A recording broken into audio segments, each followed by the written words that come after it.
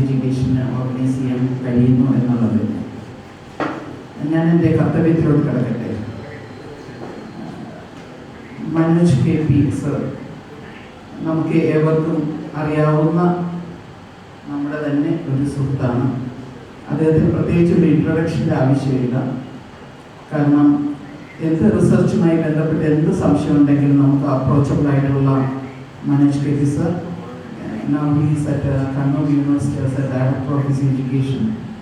സാറാണ് ഇന്ന് നമ്മുടെ രണ്ട് അധ്യാപകരുടെയും ഓപ്പൺ ഡിഫൻസിന് ഇവിടെ എക്സാമിനറായിട്ട് എത്തിയിരിക്കുന്നത്. ഡിപ്പാർട്ട്മെൻറ്റ് ഓഫ് ഫിസിക്കൽ എഡ്യൂക്കേഷൻ്റെ പേരിലും നിങ്ങളുടെ ഓരോരുത്തരുടെ പേരിലും മനോജ് KP സാറിനെ ആദ്യമായി സ്നേഹപൂർവ്വം ഈ ഡിപ്പാർട്ട്മെൻറ്റിലോട് സ്വാഗതം ചെയ്യും.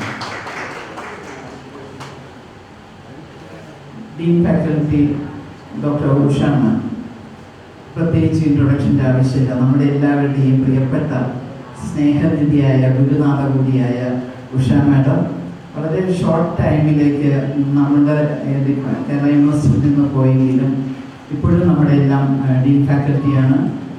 ഏറെ സന്തോഷം, കുറച്ച് നാളുകൾ കഴിഞ്ഞിട്ട് ഉഷ മാഡം നമ്മുടെ ഡിപ്പാർട്ട്മെൻറ്റ് ഓഫ് ഫിസിക്കൽ എഡ്യൂക്കേഷനിൽ എത്തി എന്നുള്ളതും നമുക്ക് കാണാൻ സാധിച്ചു എന്നുള്ളതും വളരെയേറെ സന്തോഷത്തോടുകൂടി പറയാൻ ആഗ്രഹിക്കുന്നു. ഏറെ സ്നേഹത്തോടു കൂടിയും സന്തോഷത്തോടു കൂടിയും ഞാൻ ഉഷ മാഡത്തിനെ ഡിപ്പാർട്ട്മെൻറ്റ് ഓഫ് ഫിസിക്കൽ എഡ്യൂക്കേഷനിൽ നിങ്ങൾക്ക് ഏവർക്കും വേണ്ടി സ്വാഗതം ചെയ്യുന്നു. ഡോക്ടർ മനോജ് TA, അദ്ദേഹം നമ്മുടെ ജ്യേഷ്ഠ സഹോദരനെ പോലെ എന്ത് റിസർച്ചിൻ്റെ ആയിട്ടുള്ള എന്ത് ആവശ്യങ്ങൾക്കും ആരുടെ പരിചയമൊന്നും വേണ്ട, എന്ത് കാര്യത്തിനും നമുക്ക് അപ്രോച്ചബിൾ ആയിട്ടുള്ള ഒരു, പ്രത്യേകിച്ച് റിസർച്ചിൻ്റെ ഏരിയയിൽ ഇത്രയേറെ പ്രാവീണ്യമുള്ള ഒരു എന്ത് സംശയങ്ങളും നമുക്ക് ദൂരീകരിക്കാൻ ഏത് സമയത്ത് ഓടിയെത്താവുന്ന ഒരു ജ്യേഷ്ഠ സഹോദരൻ കൂടിയാണെന്ന് സത്യം പറഞ്ഞാൽ നമ്മുടെ ഫിസിക്കൽ എഡ്യൂക്കേഷൻ ഫീൽഡിൽ അദ്ദേഹത്തിനെ പോലുള്ള ഒരു എമിനൻ്റ് ആയിട്ടുള്ള ഒരു സ്കോളർ, റിസർച്ചിൽ അഗ്രഗണ്യനായിട്ടുള്ള ഒരു വ്യക്തിയെ നമുക്ക് നമ്മുടെ സഹോദരനായിട്ട് അല്ലെങ്കിൽ നമ്മുടെ ഫ്രട്ടേണിറ്റിയുടെ ഒരു അംഗമായിട്ട് കിട്ടുക എന്നുള്ളത് തന്നെ വളരെയേറെ സന്തോഷവും അനുഗ്രഹീതവുമാണെന്ന് ഞാൻ പറയാൻ ആഗ്രഹിക്കുന്നു. അദ്ദേഹത്തിനെയും ഡോക്ടർ റസീന അനിലിൻ്റെ ഗൈഡായിട്ട് ഈ അവസാന കാലഘട്ടങ്ങളിൽ ഏറെ സഹായിച്ചിട്ടുള്ള ഡോക്ടർ റസീനയെയും രണ്ടുപേരെയും ഏറെ സന്തോഷത്തോടും സ്നേഹത്തോടു കൂടി ഹാജരമായി സ്വാഗതം ചെയ്യും. നമ്മുടെ ഏഴുപേരുടെയും പ്രിയപ്പെട്ട സിൻഡിക്കേറ്റ് മെമ്പറായിട്ടുള്ള ജയരാജൻ സർ, സത്യം പറഞ്ഞാൽ ഞാൻ ഈ ഡിപ്പാർട്ട്മെൻറ്റ് ചാർജ് എടുത്തതിന് ശേഷം നമ്മുടെ ഡിപ്പാർട്ട്മെൻറ്റുമായിട്ട് ബന്ധമുള്ള എല്ലാ കാര്യങ്ങൾക്കും ഫസ്റ്റ് ഇൻഫോർമേഷൻ പാസ് ചെയ്യേണ്ട വ്യക്തി എന്നുള്ള നിലയിൽ ഒരു ലിങ്ക് തന്നെ ജയരാജ് സാറും അരുൺ സാറും ഈവൻ ബാലചന്ദ്ര സാറുമായിട്ട് എനിക്ക് ഉണ്ട്. നമ്മുടെ ഡിപ്പാർട്ട്മെൻറ്റിൻ്റെ എന്ത് ആവശ്യങ്ങളും എന്ത് കാര്യങ്ങളും പറഞ്ഞു കഴിഞ്ഞാൽ വേണ്ട എല്ലാ റെസ്പോൺസും ഹയർ അതോറിറ്റീസിൽ നിന്ന് കിട്ടുന്നതിനും അവരുടെ സപ്പോർട്ട് കിട്ടുന്നതിനും വേണ്ടി ഏറെ സഹായിക്കുന്നുണ്ട് അദ്ദേഹം. അത് ഈ അവസരത്തിൽ ഞാൻ പറയാൻ ആഗ്രഹിക്കുന്നു. അദ്ദേഹത്തിനെ ഡിപ്പാർട്ട്മെൻറ്റ് ഓഫ് ഫിസിക്കൽ എഡ്യൂക്കേഷനിലേക്ക് ഹാജരമായി സ്വാഗതം ചെയ്യുന്നു. നമ്മുടെ പ്രിയപ്പെട്ട ജയരാജ് സർ, അദ്ദേഹം ആർക്കും ഇൻട്രൊഡക്ഷൻ്റെ ആവശ്യമില്ല. ഈ ഡിപ്പാർട്ട്മെൻറ്റിനെ ഏറെ കാലം വളരെ നല്ല രീതിയിൽ നയിച്ചിട്ടുള്ള അദ്ദേഹത്തിനെ എൻ്റെ വ്യക്തിപരമായ പേരിലും ഡിപ്പാർട്ട്മെൻറ്റിൻ്റെ പേരിലും സ്വാഗതം ചെയ്യുന്നു. ഇനി സ്വാഗതം ചെയ്യേണ്ടത് നിങ്ങൾ ഓരോരുത്തരെയുമാണ്. നമുക്ക് അറിയാം, നമ്മളെല്ലാവരും ഒരു കുടുംബാംഗങ്ങളെ പോലെ ഈ ഡിപ്പാർട്ട്മെൻറ്റിൽ വർഷങ്ങളായിട്ട് സഹകരിക്കുന്നവരാണ്. അതുപോലെ തന്നെ വേറെ യൂണിവേഴ്സിറ്റികളിൽ നിന്ന് വന്നിട്ടുള്ള തന്നെ ഫിസിക്കൽ എഡ്യൂക്കേഷൻ ഫ്രട്ടേണിറ്റി ഇവിടെ ഫാക്കൽറ്റി മെമ്പേഴ്സ് ഇവിടെ ഉണ്ട്. ഡിപ്പാർട്ട്മെൻറ്റിൻ്റെ പേരിൽ എൻ്റെ സ്വന്തം പേരിലും നിങ്ങൾ ഓരോരുത്തരെയും ഈ അക്കാഡമിക് സെഷനിലോട്ട് ഹാജരമായി സ്വാഗതം ചെയ്യുന്നു. ഈ അനിലും ഷെറിനും രണ്ടുപേരെയും പ്രത്യേകിച്ച് ഇൻട്രൊഡക്ഷൻ്റെ ആവശ്യമില്ല. ഇന്നത്തെ ഈ ഓപ്പൺ ഡിഫൻസിൻ്റെ ഈ വൈവ വോസി കഴിഞ്ഞു കഴിഞ്ഞാൽ നമ്മുടെ കൂട്ടത്തിലുള്ള ഡോക്ടർ അനിൽ അല്ലെങ്കിൽ ഡോക്ടർ ഷെറിൻ ആയി മാറാനായിട്ട് തയ്യാറെടുക്കുന്ന രണ്ടുപേര്, അവരുടെ റിസർച്ചിൽ എനിക്ക് തോന്നുന്നു അത്രയേറെ ഹാർഡ് വർക്ക് ചെയ്ത് വർഷങ്ങളായിട്ടുള്ള അക്കാഡമിക് എൻഡോഴ്സ്മെൻറ്റ് കഴിഞ്ഞിട്ടാണ് ഈ ഒരു പ്രസൻറ്റേഷൻ ഇവിടെ നടക്കുന്നത്. രണ്ടുപേരെയും ഓൾ ദ ബെസ്റ്റ് വിഷസ് ചെയ്യാനായിട്ട് ആഗ്രഹിക്കുന്നു. ഒപ്പം നിങ്ങളെ രണ്ടുപേരെയും ഈ സെക്ഷനിലോട്ട് സ്വാഗതം ചെയ്തുകൊണ്ട് എൻ്റെ വാക്കുകൾ നിർത്തുന്നു. നന്ദി, നമസ്കാരം.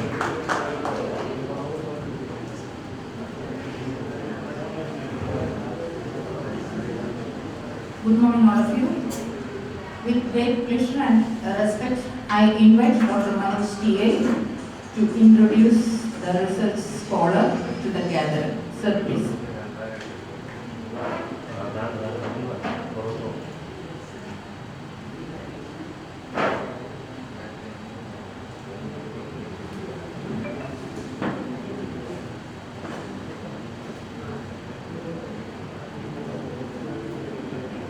Respected Chairman, Dr. P.P. Manoj, Director, Department of Physical Education, Kannur University. Respected our beloved teacher and Dean of Faculty, Dr. Usha Nair. Respected Director of Palayam University, Dr. Rasia. And my dear friend and now the official guide of ANIL KUMAR.N, respected the syndicate member Sri Kumar, former director Sri Jayarajan David, and all dear my friends. I am actually really proud and to present my candidate. Sri ANIL Kumar. Actually, he was started work under me, and due to the change in the UGC regulations regarding the adjoint headship, and he later shifted to the Dr. Sina, that almost during up to the almost the pre-submission level. Later, Dr. Sina has completed his work. I am ready. He is actually done schooling from KB, born in 1974, and done schooling in the general area of Pakka. And he done the BB degree from LNCP Trivandrum in 95-98, MD from LNCP Trivandrum in 99 to 2000. Later he worked in Cochin KV Pattam as a coach. Then he is joined as a lecturer in Government Engineering College, Kozhikode, as a head of the department from 2007 to 2010. He then transferred to the Engineering College Trivandrum and head of the Department of Physical Education from 2010 to 2017. Later he transferred to Government Engineering College, Barton Hill, as a head of the Department of Physical Education from 2017 to 2020. He joined as an officer in charge of Trivandrum. In between, during the COVID period, he was in charge of Trivandrum International Airport as a COVID protocol officer, and then he joined back as a principal in charge of the Government Board of Physical Education.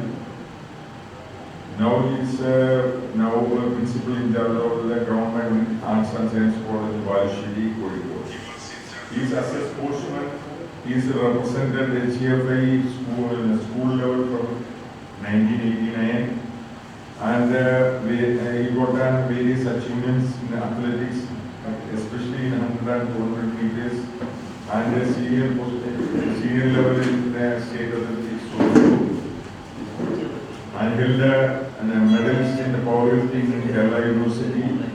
He also technical official in national level in athletics, and he is the chief for false start days. He was mostly associated in the TSR of athletics system, and he is mainly most of the nationals held in Kerala. He was doing the mainly chief of the false start taking Shiksha, and he got a preventative award from Customs Department.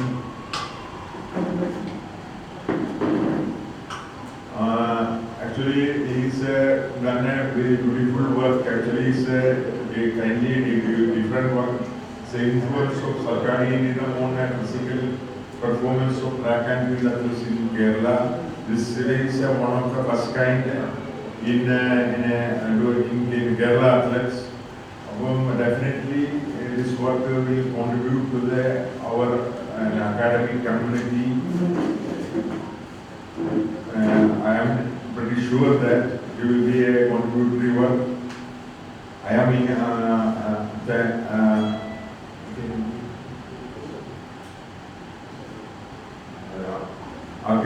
okay, thank you very much. I am inviting the Dean of Faculty for others. Thank you.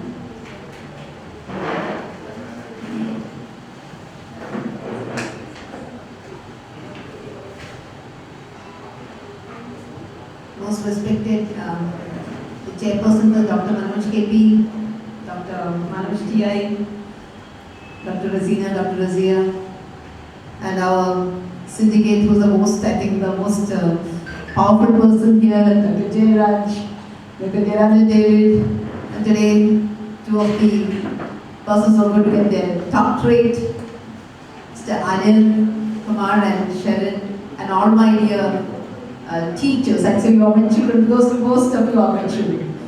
It's nice to see you all, and I'd like to, at the outset, thank the chairperson for having accepted the invitation to be with us for both of this, and very fortunate also to see Manoj TI, an eminent research expert in the field, who's actually required. So I need to thank their valuable presence. But I think this particular session where we're going to have an open defense of ANIL Kumar, very soon, Dr. ANIL, and Sharon, very important topic. So I think that's going to be very informative, and we wish that in the near future we'll have more of the scholars, guides, all joining physically for this. So wishing you all the very best, Mr. ANIL and Mr. Sharon. Thank you.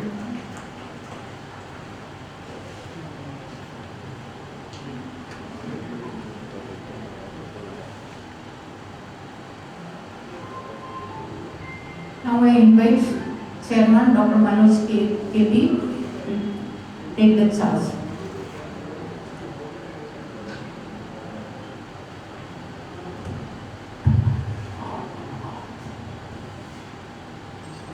First of all, I would like to ask everyone to put off your mobile to silent mode. Kindly put your mobile on silent mode. Good morning, everyone. Distinguished academicians of the dais, scholars, Sri ANIL Kumar, Sri Sherry. Not missing words, I wish both the scholars the very best, so they present their study in a very nice manner, and in fact they will be defending questions or attending to queries put forth by the audience as well as the panel which are there as adjudicators and the committee. Not missing words, I will just invite Sri ANIL Kumar to do the presentation.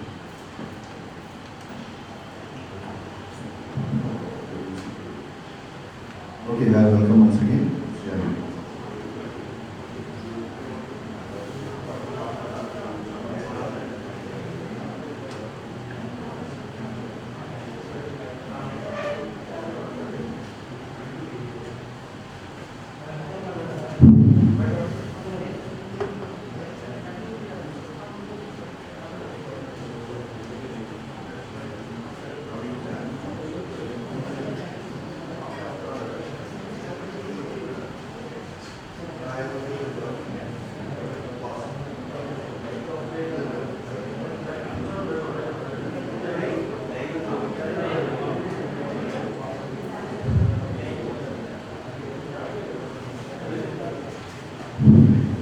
Good morning all. Respected my teachers, dignitaries on the chair, my seniors, Dr. Jairaj, Ms. Jairaj, Moda Jairaj, the guests, means the teachers in the field of physical education, coaches in the field of physical education, and all the members of the physical education faculty. The topic for my research was the influence of circadian rhythm on the physical performance of track and field athletes in Kerala. Before it going,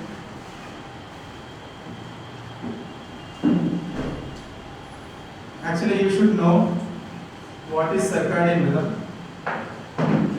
The importance of this one, introduction has got its own importance because it purely comes what time you wake up, what time you go to sleep, when you have to take the food, when the particular athlete has to participate or competition, what time he or she, the athlete should give the practice section. All this concerned with the biological clock, that is circadian rhythm.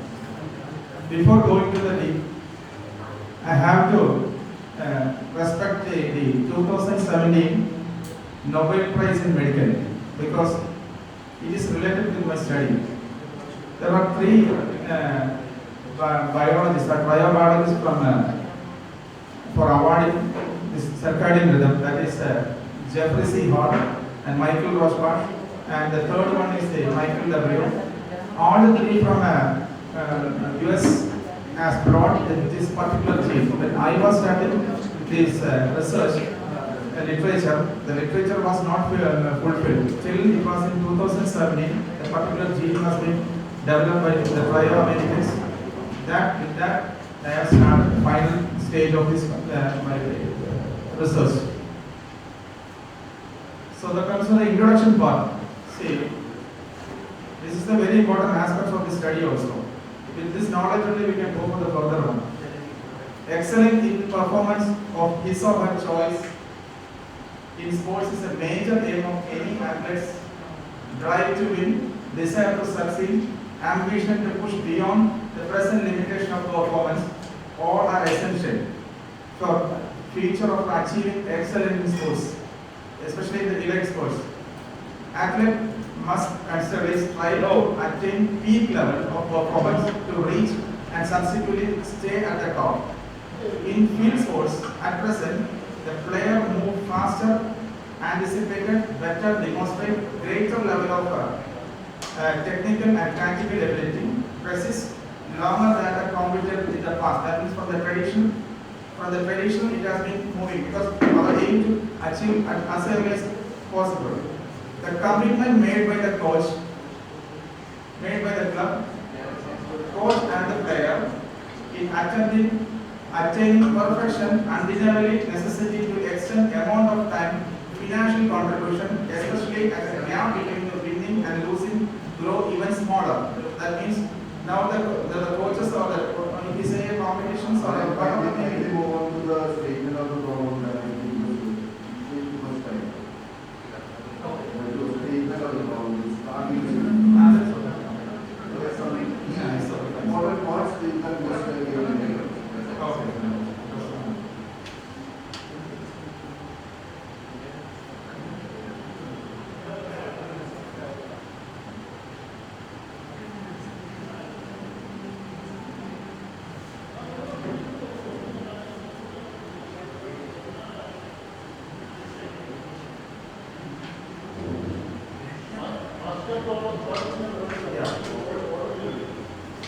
because of the constraint of time, expert one.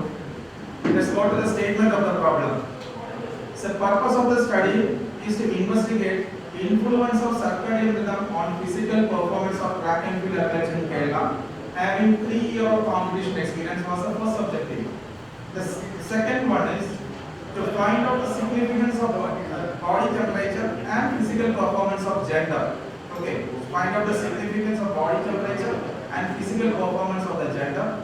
And the next one is to find out the significance of body temperature and physical performance with circadian rhythm type. There are 4 types there: definitely morning, definitely evening, moderate morning, moderate evening, and intermediate type. That will come in the tools you can see. Now, to find out the significance of body temperature and physical performance with events. Events I have been classified as a sprint, middle distance, long distance, jump horizontal, jump vertical, and throw distance. It's been classified. Okay. And to find the relationship between whether the influence of influence of circadian rhythm type on the physical performance. That is the next one. Additional to this, to find out the circadian rhythm type of the athlete. These are the 5 objectives I have been given for the study. This is a statement I have studied. Now, the delimitations. Okay. Study must delimited to only with the state level competition whose age is having between 17 and 25% for this one. Now, second delimitation, the study further must delimited to only to the track and field athletes only. Okay, in the state of Kerala. And the measurement of the circadian rhythm was delimited to morningness, eveningness questionnaire. That is, this questionnaire was developed by Mons and Osenberg in the year 1976, and which is worldwide it is accepted. Whether it will find whether what type, whether it belongs to morning type, whether it belongs to evening type, or whether it belongs to intermediate type. This is an online question also. If you type in the www.morningness, eveningness questions, you will directly get. And what time your melanisation start, what time you have to go to bed, that will not depend upon this question. This question is worldwide it is accepted. And the next one is the measurement of body temperature using inexpensive digital thermometer. Right now, after the COVID, everything is going to infrared and all come. And I was doing it because we go for the inexpensive digital thermometer. And Dear scholar, you are not handling class, you are presenting a statement. You will give any idea.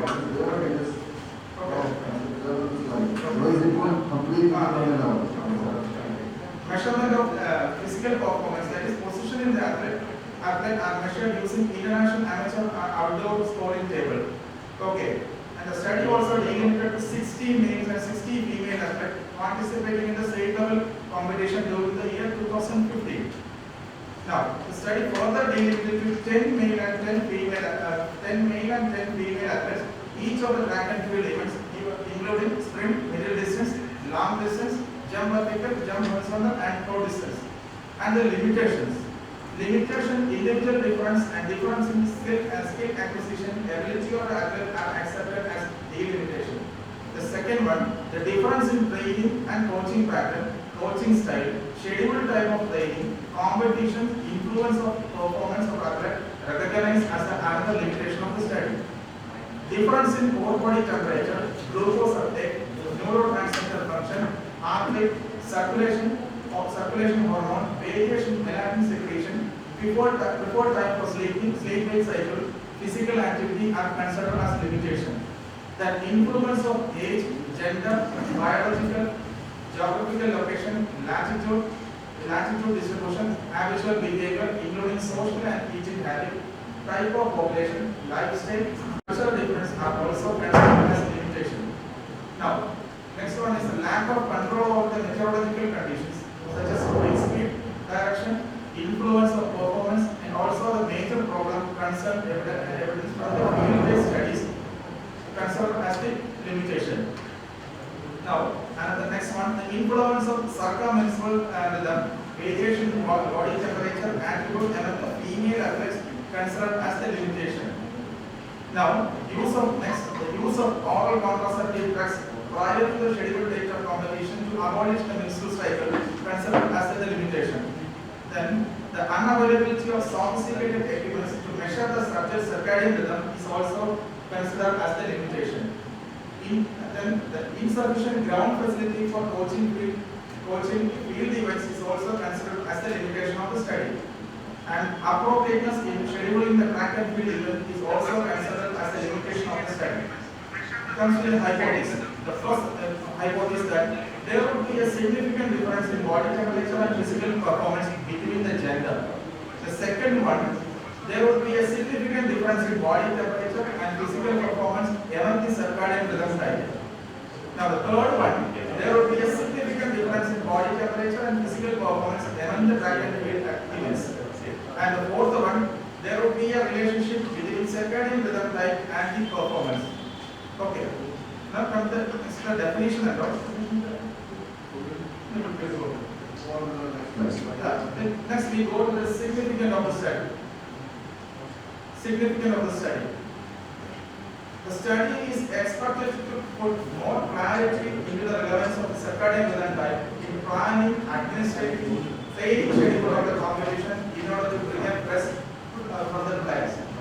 Next, second, to determine the appropriate training schedule, better exposure to circadian rhythm type will help the athlete, sports person, sports practitioner, dietitian, sports injury specialist, and the physical educator. Next, the study will support the scientific concern with experimental work on the fitness testing program and sports organizer concerned with travel plan of their athletes to participate in various competitions within the country, around the world under different time zone. Next, the classification of athletes based on the chronotype as morning, evening, and intermediate type will help in choosing the appropriate time for training. Considering the different factors like physical, physiological, biomechanical, psychological aspect, player can choose the early morning, late afternoon, early evening, late evening, or benefiting most of the out of practice. Now, another significant is the importance of body temperature in preparing the training schedule is investigated in the study. Next, the sports organizer can plan and prepare the competition schedule order of event based on the time at which the peak performance component is maximum. Next, the study also signifies the importance of gender difference in preparing the training and competition program. Next, the study also signifies to encourage the future researchers interest in learning more about circadian rhythm and the athletic performance. This is significant. From the review of literature. Review of literature I have taken from mostly from the international studies survey. One or two only from this one. Now, from the materials and method. First, the selection of the sample. The population of the study was state level athletes who participated in the 59th Kerala State Athletic Championship 2005 that was held in the Chandrasekhar Stadium. The athletes having more than 3 years of experience in the competition were selected for this study. The second, representation that these athletes were represented from 14 districts of Kerala and the age between 17 and 25 with a mean age of 22.59 plus or minus 0.9. The sample for the study was selected randomly from the population. About 120 athletes, N is equal to number is equal to 60 male and 60 female from the championship who participate in the different track and field event. They include sprint, middle distance, long distance, jump vertical, jump horizontal, and throw distance. Sample for the study. This is the sample for the study. Gender, male and female is equal to 60 each. Even sprint 620, middle distance 20, long distance 20, jump vertical 20, jump horizontal 20, throw distance 20. Altogether comes around total N is equal to 120. The variable for the study. The first variable for the study was the body temperature. The first variable. The second is the performance of athletic event. Third one is circadian rhythm type. And in circadian rhythm type, we classify as definitely morning type, definitely moderate morning type, definitely evening type, moderate evening type, and the intermediate type. Now, variable, one more variable is the event. Event will be classified as sprint, then middle distance, long distance, jump vertical, jump horizontal, and throw distance. This is the variable for the study. And the tool used, the first tool for collection is the digital thermometer. That is the inexpensive one of the digital thermometer. And the second one is morningness, eveningness questionnaire developed by Hans and Hossenberg in 1976. And the third, International Amateur Federation Scoring Table revised edition of 2014. And the fifth one is a performance card that was designed by the research itself. This is the digital thermometer. Then the morningness questionnaire.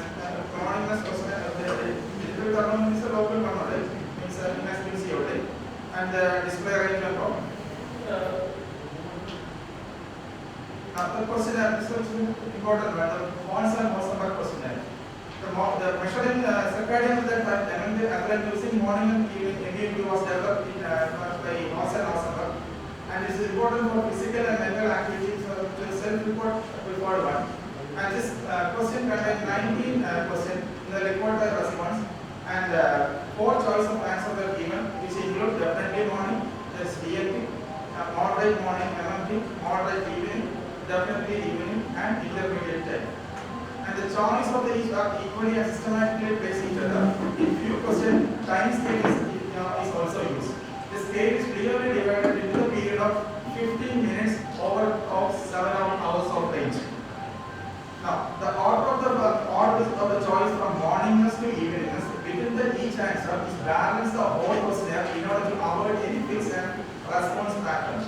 The importance is given to the phraseology, clarity, shortness, questions, as well as to avoid the embarrassing question that may give a false answer. The questions are also given in the loading factor based upon the cognitive powers of the discrimination of morningness, eveningness to determine from the item analysis for simplicity. Scoring of these loading factors are around individual whole numbers. The scoring of the question is from 3 to 16 and 90. The question that is scoring for question from 3 to 16, 90, where the appropriate score for each response is displayed beside the answer box. Question 1 to 10, 18, the cross made along with each scale is referred as an appropriate score for the range below the scale. For question number 7, in the most extreme cross on the right hand, which is on the right hand side of it, is taken as a reference point, and the appropriate score range value below the point is taken. The score is being added together, the sum is converted into the 5-point scale. The score comes, the range comes from 16 to 86 is the scoring range. And if you belong to definitely monitor, DLT means definitely monitor, whose score lies between 70 and 86. And whose score comes between the frequency of 16 and 30 is called EEG, that is definitely evening time. And those individuals whose score come from 59 to 69, that is MMT is called moderate morning time. Then 31 to 41 is the moderate MEG, that is moderate evening time. And the last one is called 42, between the frequency range between 42 and 58 is IG, that is called intermediate time.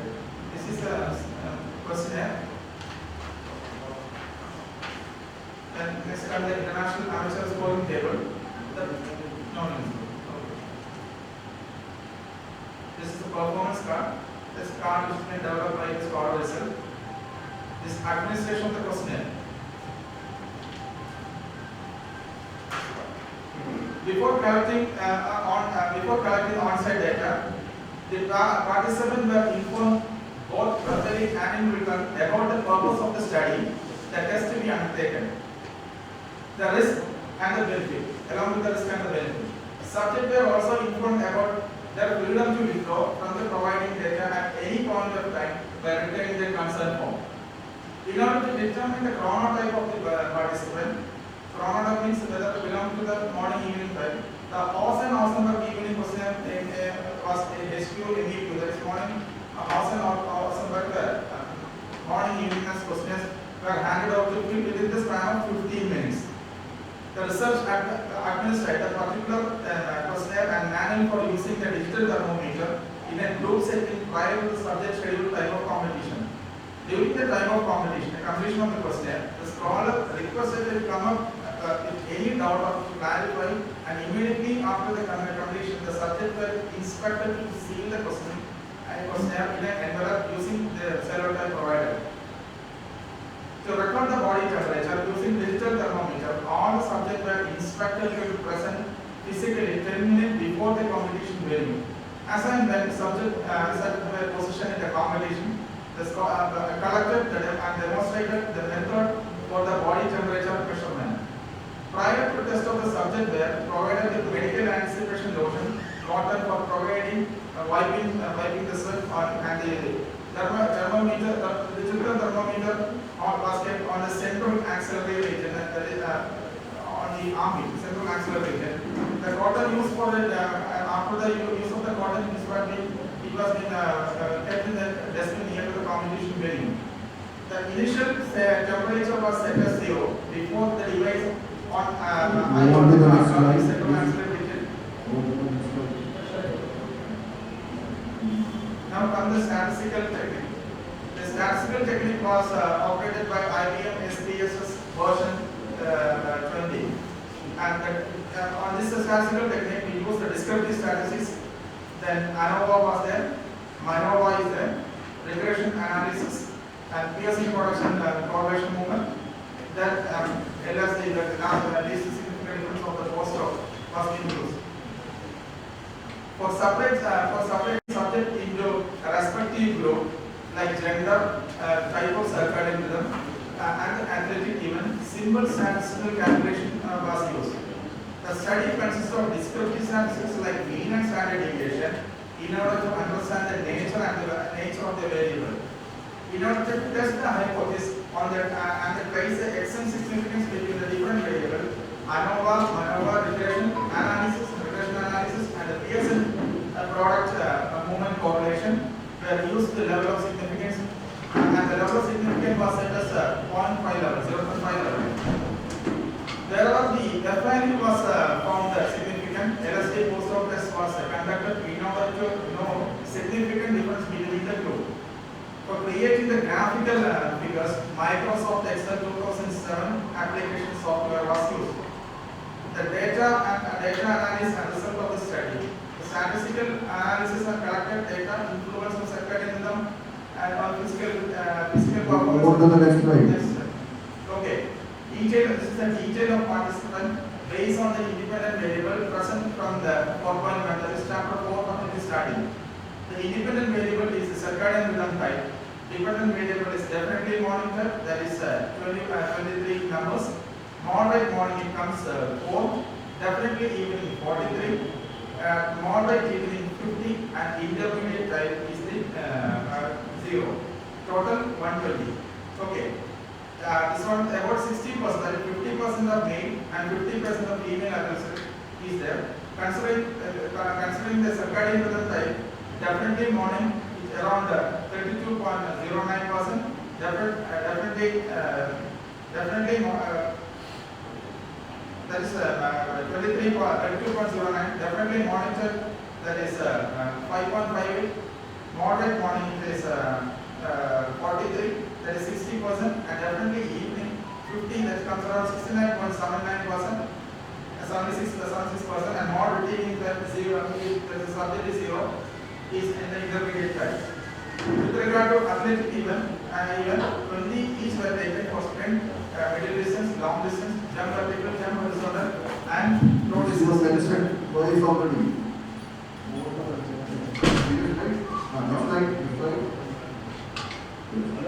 Coming to the descriptive statistics of the body temperature on gender, male comes around the 96.90, female comes around the 97.10, and average comes around 97.05. Standard deviation is also from 0.9 to 0.94, 1.0, and 1.30. Come the description of performance.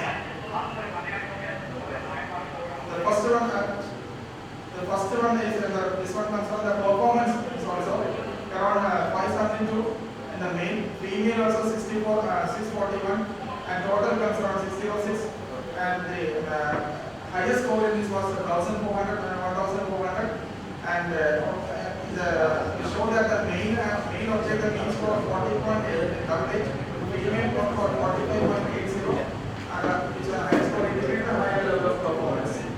Now comes to the ANOVA type. ANOVA type, this one, the result of ANOVA shows that the independent variable of gender shows no statistical and significant difference in the body temperature. F is equal to 3.02, and which is E is greater than 0.5. But it's very clear there is a significant difference in performance. F is equal to 98 to 9.87, and the E value is below 0.5. Since the F value of performance is more significant, we go for the post-op test for the general performance that occurs in the next table. This is the pairwise comparison. Okay. The pairwise comparison on the general body temperature shows there is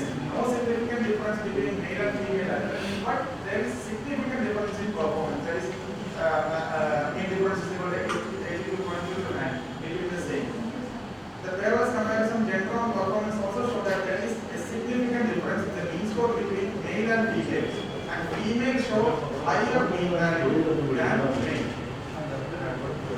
This is the graphical representation.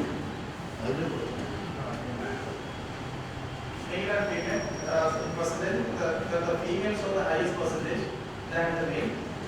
Now coming to the performance aspect, the gender also, the performance of the female also and slightly above the male with regard to the temperature. Now let us come to the next component, that is the circadian rhythm type.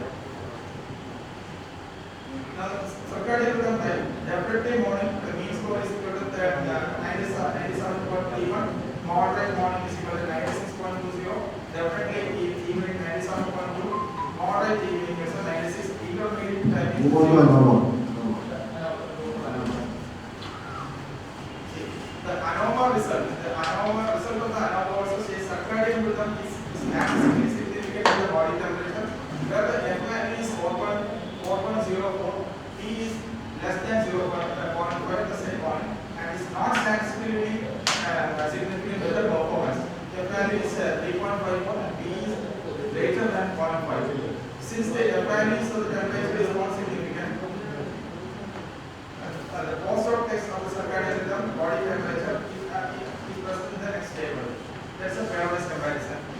Pairwise comparison also show that definitely morning has a significant with moderate morning and moderate evening time.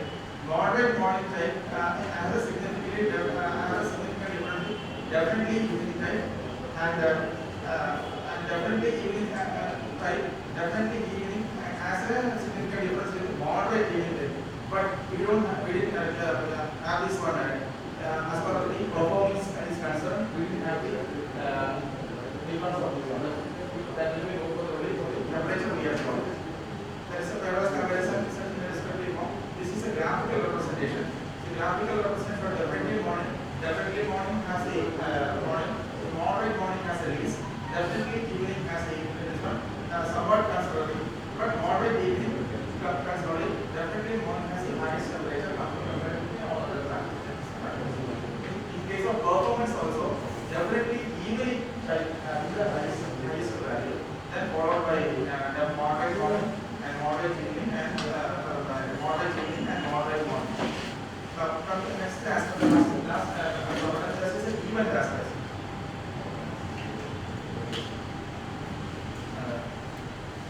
Come to this one, event aspect.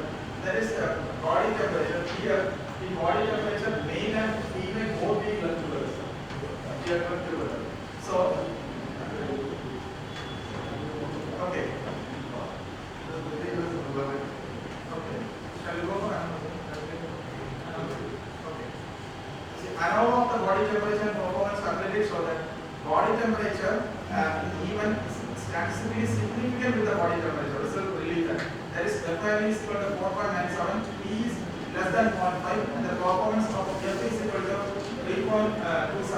P is also varies very lesser than 0.5. Since the FI of the body temperature performance was significant, the post-op test of the body temperature performance in athlete even present in the next table.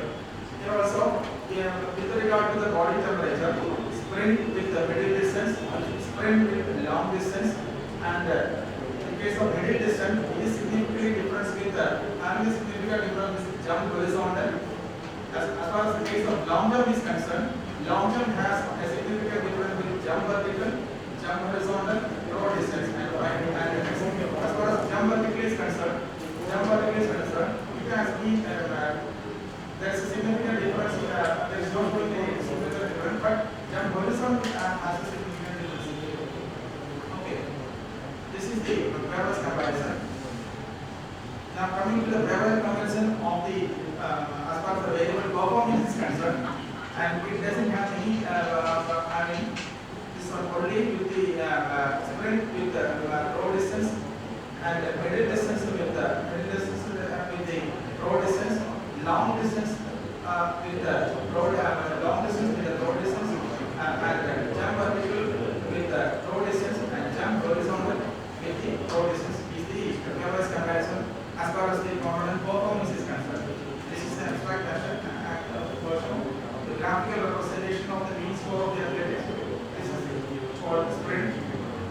distance, long distance, jump vertical, jump horizontal has the highest graph has been shooted and comes to the road follow. This is a graphical representation.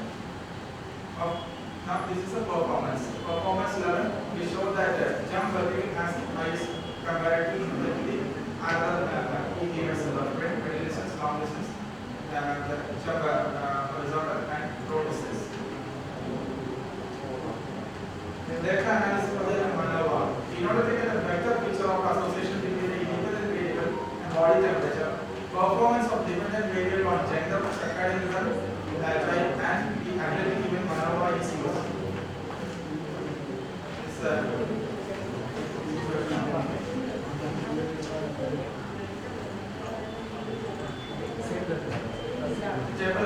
Maneuver shows that independent variable gender, circadian rhythm type, and even with independent variable body temperature and performance. Significant difference is overall result of gender on total participant as F value is 1.12 and the P is less than 0.001. Laplace we are used. The results also show that the effect size is at the F value is 0.006 is in the medium size. But in case of circadian rhythm type, the P value is 0.69 and S square is 0.29 is not significant and the effort size is lower than the median, less than N square 0.06. But in case of the event, result of the maneuver show that there is statistically significant overall difference between the event. That is F value is 1.120 is equal to this one 4.151 and N square value is equal to 0.9. To know the relationship between independent variable performance independent variable, a regression analysis and Bayesian correlation is done. Show the next table. This is a regression analysis. Okay. This is the regression analysis. The table will also provide. That is table providing R and R square value. R value represents the sample collections correlation and is 0.525. And this indicates the high degree of correlation.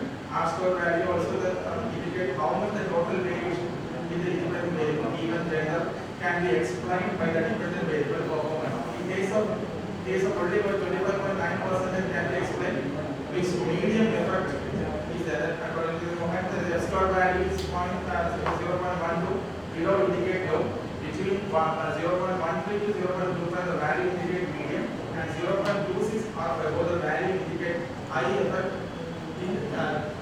In this respect, the model summary of the median percent. Next. Dependent variable performance also show that the regression analysis performance will the even performance will even gender show that statistically significant relationship is there. It's less than 0.05. The coefficient is the analog of dependent variable performance. And the coefficient also is another coefficient is dependent variable performance. Significant difference comes in all the 0 for all even to the even and concerned with even and gender. Coming show that it is having significant difference. Now this is the standard model of dependent variable performance.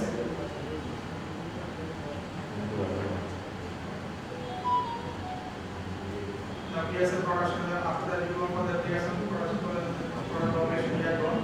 The matrix also show that no correlation between even and gender, but there is a negative correlation between the circadian rhythm type, gender, even and circadian rhythm type, performance and gender type, and performance and even. Saying that the correlation at 0.5 level only between the performance and CR type is equal to 0.246.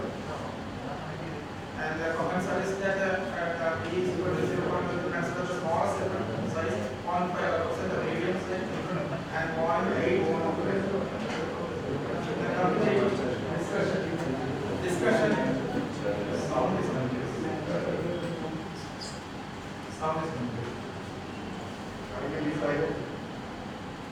Coming to the discussion aspect, one of the principal of the paper is for that.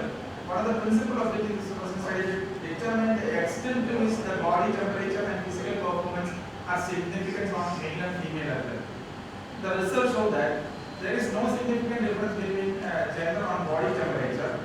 No significant difference really on body temperature, but there is a slight increase in body temperature among the female than the male. Then the hypothesis that there will be a significant difference in the body temperature on gender is rejected. The reason we can that about the result, a lot of studies has been conducted. One such factor that comparatively higher temperature is seen in the women than in men.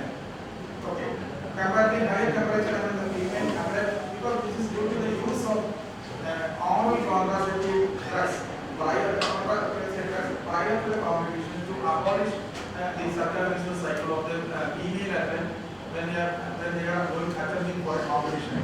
That is the first discussions one of the reasons. And related to the menstrual cycle, also the comparison the follicular during the phase of follicular phase, the body temperature will be higher than during the luteinizing phase, and the menstrual cycle will be increased level of plasma concentration and the progesterone and estrogen. These are the second other factor.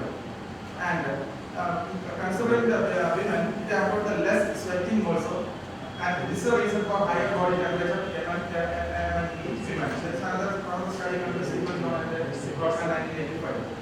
And also the women have the lower body mass, shorter stature, less muscle mass, more body fat than the men. The thermoregulatory mechanism of the body result in more heat in them.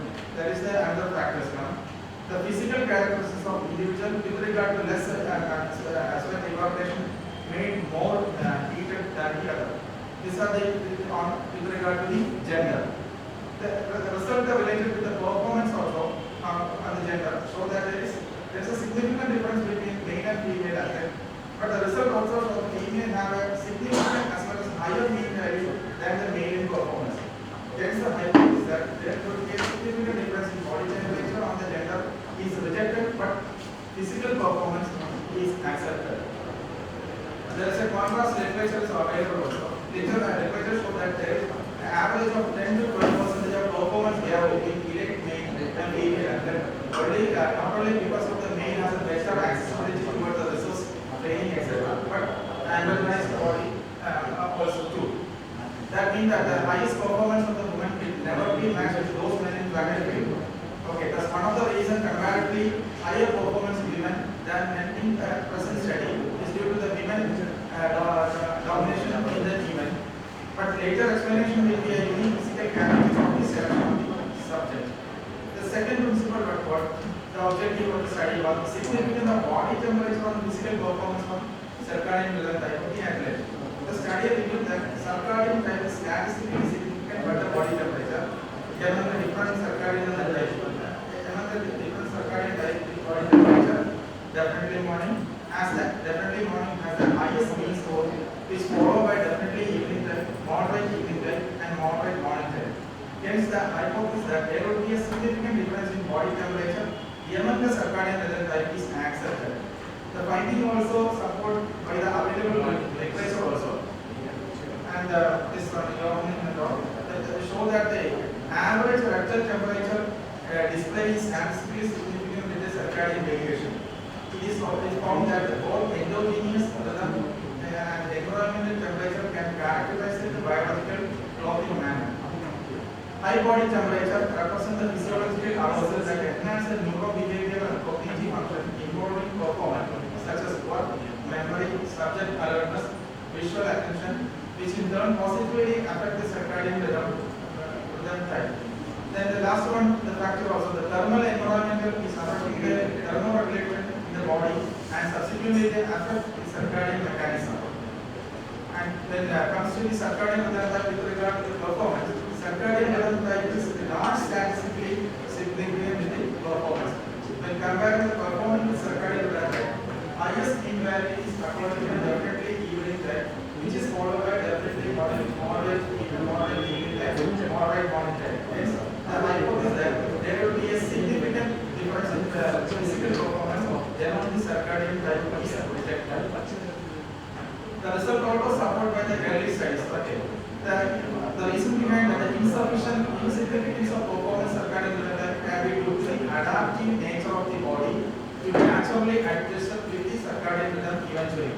Then passive warm-up affect the environmental resulting in the stabilization of performance irrespective of the circadian rhythm.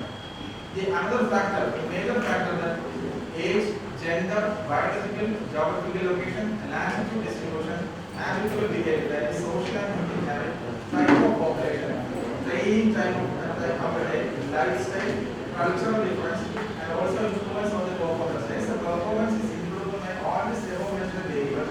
It alone does not have a significant effect on circadian rhythm.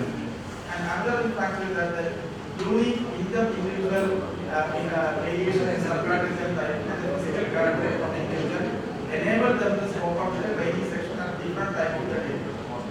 Another factor, the factors such as workload, psychological stress, motivation, morningness, eveningness difference, social interaction, lightning, sleep disturbance, post-lunch day phenomena, attitude, dietary constitutes, gender, age, etc. affect the circadian rhythm type of the address, variation in sleep, and also affect the performance. In addition, the circadian rhythm can be greatly influenced by the performance depending on the time of the day at which athletes endeavor to take place. Particular time of the event influence the performance of the athlete through the circadian rhythm. And another factor is that the transmeridian flight across several time zones can result in fatigue, malaise, sleep disturbance, gastrointestinal problem, jet lag, which is adversely affected by the competition performance. Universally, circadian rhythm are used as a tool for the better performance. The third principle is objective the discussion comes in. Find out the significance of body temperature and physical performance in different athletic events, namely sprint, middle distance, long distance, jump ability, and throw distance. Results show that even have a significant difference in performance. In case of performance,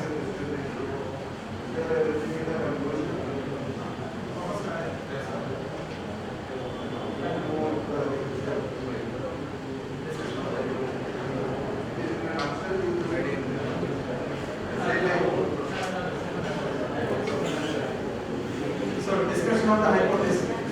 The first there will be a significant difference in body temperature and physical performance between gender. And the hypothesis that there will be a significant difference in the body temperature and data is stated, but the physical performance on the gender is accepted. The second hypothesis that there will be a significant difference in body temperature and physical performance among the circadian rhythm. Hypothesis that there will be a significant difference in body temperature among the circadian rhythm accepted, but performance among the circadian is rejected. Whereas in terms of the third one, there will be a significant difference in body temperature, physical performance, and track and field event. The hypothesis was accepted.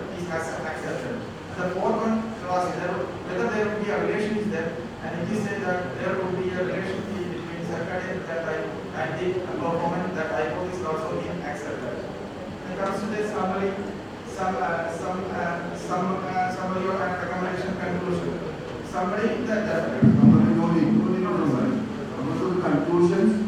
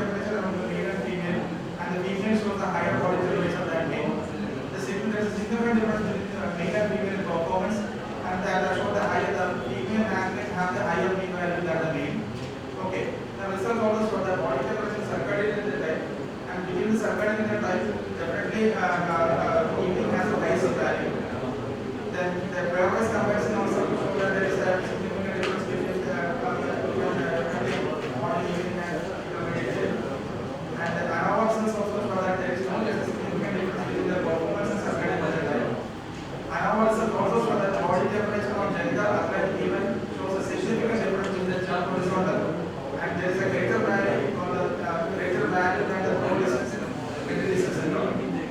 Progress comparison also that the body temperature, gender athletic even, there is a significant difference in sprint and middle distance. And recommendation aspects. And this is an important aspect also. The awareness program need to be conducted among the female athletic community to understand the impact of usage of all contraceptive drugs prior to the scheduled days of competition to abolish the Circadian litigation. The daily pattern of body temperature of the athlete have to be assessed by the athletic practitioner, coaches, physical educator, scientists concerned, all the persons concerned with the physical education, and especially the sports organizer and those who are controlling the sports government agencies. Women are directly programmed as Circadian society and confident in the Circadian rhythm express different part in this variable should be also be understood. And the result of the related correlation between the Circadian rhythm that are further results also for there is no correlation. Hence, performance of the gender should be analyzed. ANOVA result also show that ANOVA performance on gender also show that the significant difference is there. Pairwise comparison also show that there is a significant difference is there. Then one should know the individual difference in circadian rhythm that should attribute is not just like biological and geographical location should be understood by the all the practice and the persons concerned with the research aspects also. Improve individual athletic performance like that. You should know what is the common type of athlete and morning evening typology, that is whether you belong to morning or evening type by using maximal experience using this procedure should also be understood. And impact of the climatic stress should be considered by designing the training and competition schedule. And there is a universally accepted schedule for athletic event, and the world over event should be continuous. The probable order of events should be, there is a very important aspect. Training and competition should be generally at the same time of the day. And those demand higher scale complex, that is higher training on the higher scale level, should be the decision about the instruction should be conducted during the morning time, and those events require substantial physical effort should be conducted in the later of the day. Athletic people should be scheduled according to the maximum performance of the athletes. Recommendations is coming out of recommendations.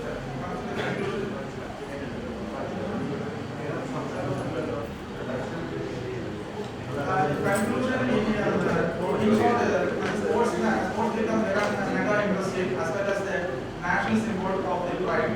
Knowledge about the circadian rhythm will facilitate better achievement of the athlete for the most suitable will enhance the training schedule. As a distribution of physical fitness, now should reach almost every comparatively as in short the conclusion say that you should know whether you are planning your schedule, training, planning or competition, or if you are preparing the team, the importance of circadian rhythm. Circadian rhythm, you should know the athlete belong to whether he belongs or she belongs to morning time, he or she belongs to evening time, or he or she belongs to the intermediate time. This should be impacted. This knowledge of circadian rhythm should be known before you prepare a team or before you select like a talent identification. This aspect, if you deny this aspect, and it is in short with one word, it will be a square ball in the round bed. With this I am concluding.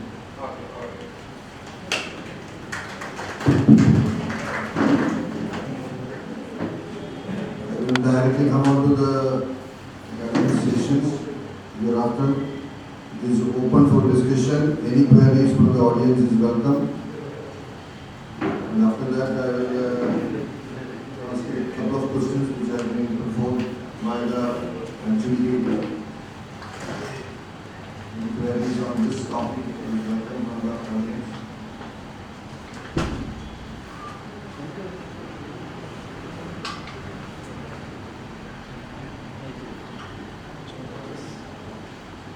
Yes, sir. Yes, sir. Is it possible to reset the circadian rhythm? If somebody wants to reset the circadian rhythm, is it possible? That is why we can't reset the circuit. That is an introduction. In our brain, that is this one. What we call nerve is called suprasomatic cell. We short scan. This suprasomatic cell have a connection with the RST, retina hypothalamic tract of the eye. When we see there is like a nerve is going, this is connected with the environmental factor. Whether when the morning comes, automatically the sunrise comes, it automatically travel to the suprasomatic cell of the nucleus via the neuron, and it will start the clock. That is why I am telling circadian doesn't confuse with circadian rhythm and biological clock. Circadian rhythm initiates the biological clock. That is all the organs have a set a clock. At what time you have to put, what time you have to go for the water, what time you have to go for the rest. All depend upon the suprasomatic nucleus, which is present in the hypothalamus region of the brain. We cannot take it is inborn. It depends upon factors like latitude, longitude, and genetic factors also there. Suppose if we go to GMT, Greenwich Meridian time in London and all, our time system is entirely different. Whereas if we come to the Indian athletes, that is why Indian athletes, we are going for the, suppose for the Tokyo Olympics, they have to go at least 1 or 2 years, they have to go, they have to synchronize, their circadian rhythm should be synchronized with that climatic conditions. That means we can resist. We can adjust. We have to adjust. I didn't go to that pattern, but sir told we have got the 4 characteristics of circadian rhythm. One characteristic is that it is a continuous process. Whether the athlete, whatever may be, if we are being inside the bunker also, but our rhythm will be moving in the same manner. Okay, natural rhythm. Natural rhythm. We cannot be synchronized, but it is synchronized with the suprasomatic cell which is being set in the hypothalamus region of the brain. That cannot be synchronized, but we have to adjust it. That is why the persons who are above 60, they always prefer to go for morning walk rather than the evening. They are adjusting. Next question. Research studies are what they say. This circadian rhythm can be researched. Can be research. It is all the characteristics can be researched. Say for example, if the Indian team is practicing in the Tokyo Olympics, they have been adjusted to that climatic condition. Soon after they come landed in India, or whereas say for example, no, that is when they are coming. There is a program called jet lag. That is called jet lag, translating jet lag. After 1 or 2 weeks, they can be reset, they can be come to the normal end-brain program of the present conditions. That is what they are actually. I didn't go for the characteristics. There are 4 or 5 characteristics, and the last characteristic is that it can be reset. How do I reset my rhythm? To find out there are some pixels every rotate. So it has been going to burn at all different hours of the night. Try setting up a schedule and sticking with it. Suppose exercise, wake up, your meal time, sleeping time. If you can adjust all those things, you can reset the circle. Definitely, sir. Myself is an example. I used to take my supper at around 1:30 and late night food. But that has created a lot of problem. Now I am being adjusted to 7 o'clock. I can adjust it. That can be synchronized. That is the one factor of the circadian rhythm. Suppose athletes going to participate in Yes. Sir, can you use the mic, sir? Yes. Suppose one athletes want to participate from India to abroad. So he can adjust, or she can adjust circadian rhythm by doing certain activity like wake up every day at the same time, giving the regular sleep schedule. Yes. You have to reset your circadian. Yes. That can be reset. That can be reset. Actually, this knowledge will definitely can enhance the performance of other things. That definitely they can enhance the performance. That is why suppose the team is going to Tokyo, the climatic condition is entirely geographical factors and latitude factors are entirely different. That is what we call as acclimatizations. The phenomena called acclimatizations we have got. That is why at least 1 or 2 years before we have to land there, we have to adjust with the climatic condition, and actually we are tuning to that frequency. When they are back after the competition, they are back to the employment or elsewhere. There can be a reset. There can be a reset. There can be adjust. That is why it is called biological clock initiates circadian rhythm. That is a final answer. Circadian. That's like a regulator of the time. It's connected with the environment. You cannot adjust over here. The temperature over there cannot be adjusted over here. Our daily routine. We have to go to that. We are going back that way, we have to go back that way and then get technology. Because especially dealing with the coaches. Any other? Any other queries? Any other college?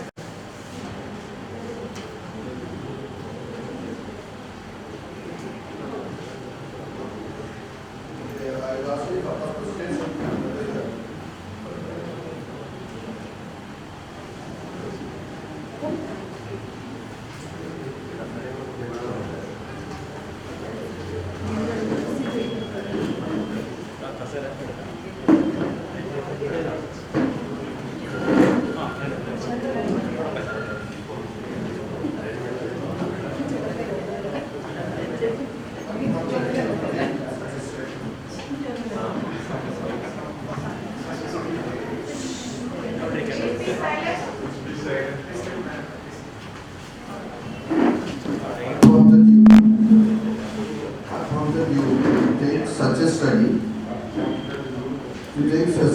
And what was the circumstances under which you selected such variables which are there in your study?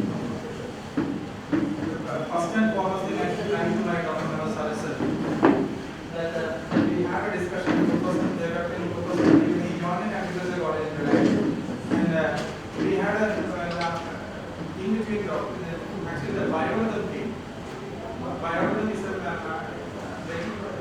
we are making them address regarding the physical, psychological, and emotional aspect. And when we were in the discussion, Sir was telling, there's a topic called circadian rhythm this area. And I studied the literature for another 10 to 15 years from the data here. And all of us, I think, his library also all over the world, he has given a digital connections and all over the world, he has given a literature. And when I went to depth into the concept of circadian rhythm, for some years I was behind the literature. And that made me to, that has made me to do this research. Moreover, when myself as an individual, this way I am evening time. So all the factors what I learned in the literature also need to reflect in me. And definitely, we as a freelancer, I just that when you get into this concept, and from there on it is a complicated study. One more question. Yes.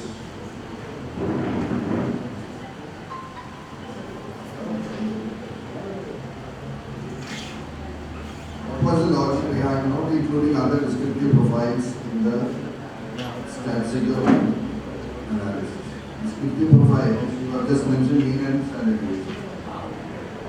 So the answer to this, actually the study with the myeloma and this answer is coming with it. Not other ratios are not statistical. Depending on the diagnosis also. That's my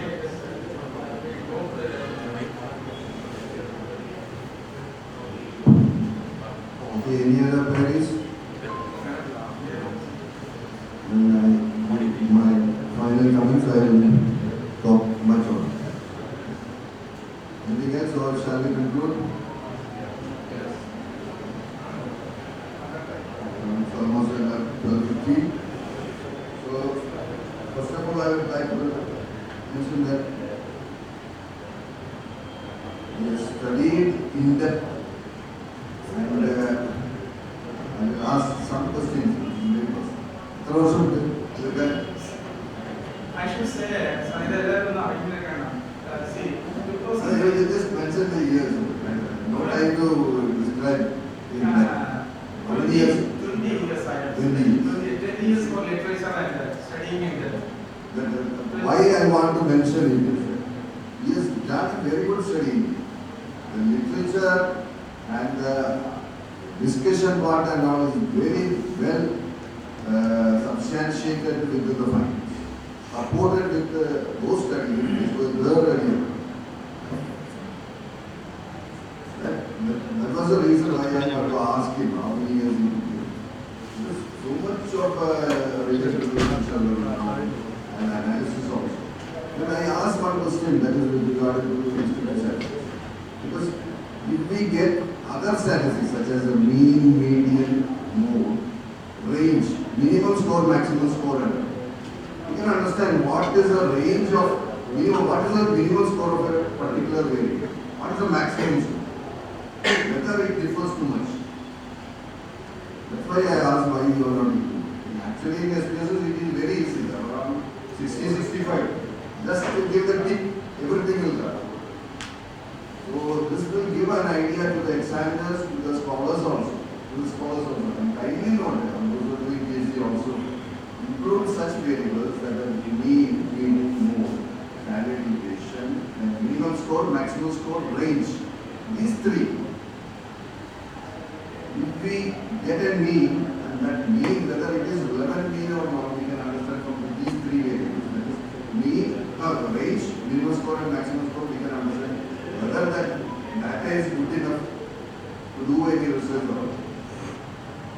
Otherwise, minimum score, maximum score, range indicator, large score, we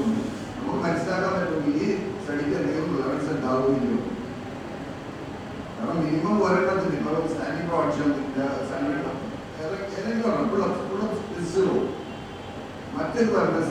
Minimum is 0, maximum is 24. So the range is coming 24. Again, if you go last study, how to wait to do 11 zone down. What is 0, what is 24? So in such circumstances, flex and hang is done. So his study is very good, well appreciated, done it very expensively.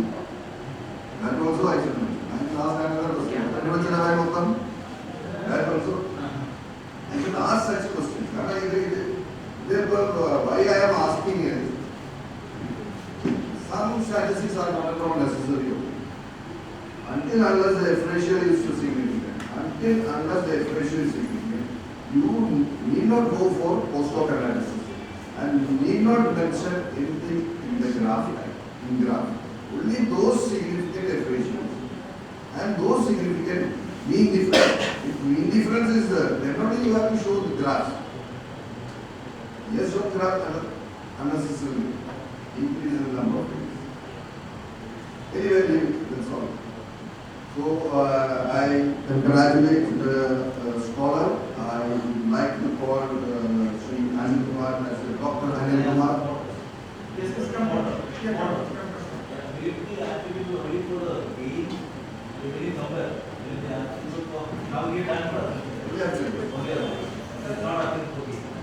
It cannot be generalized for the day.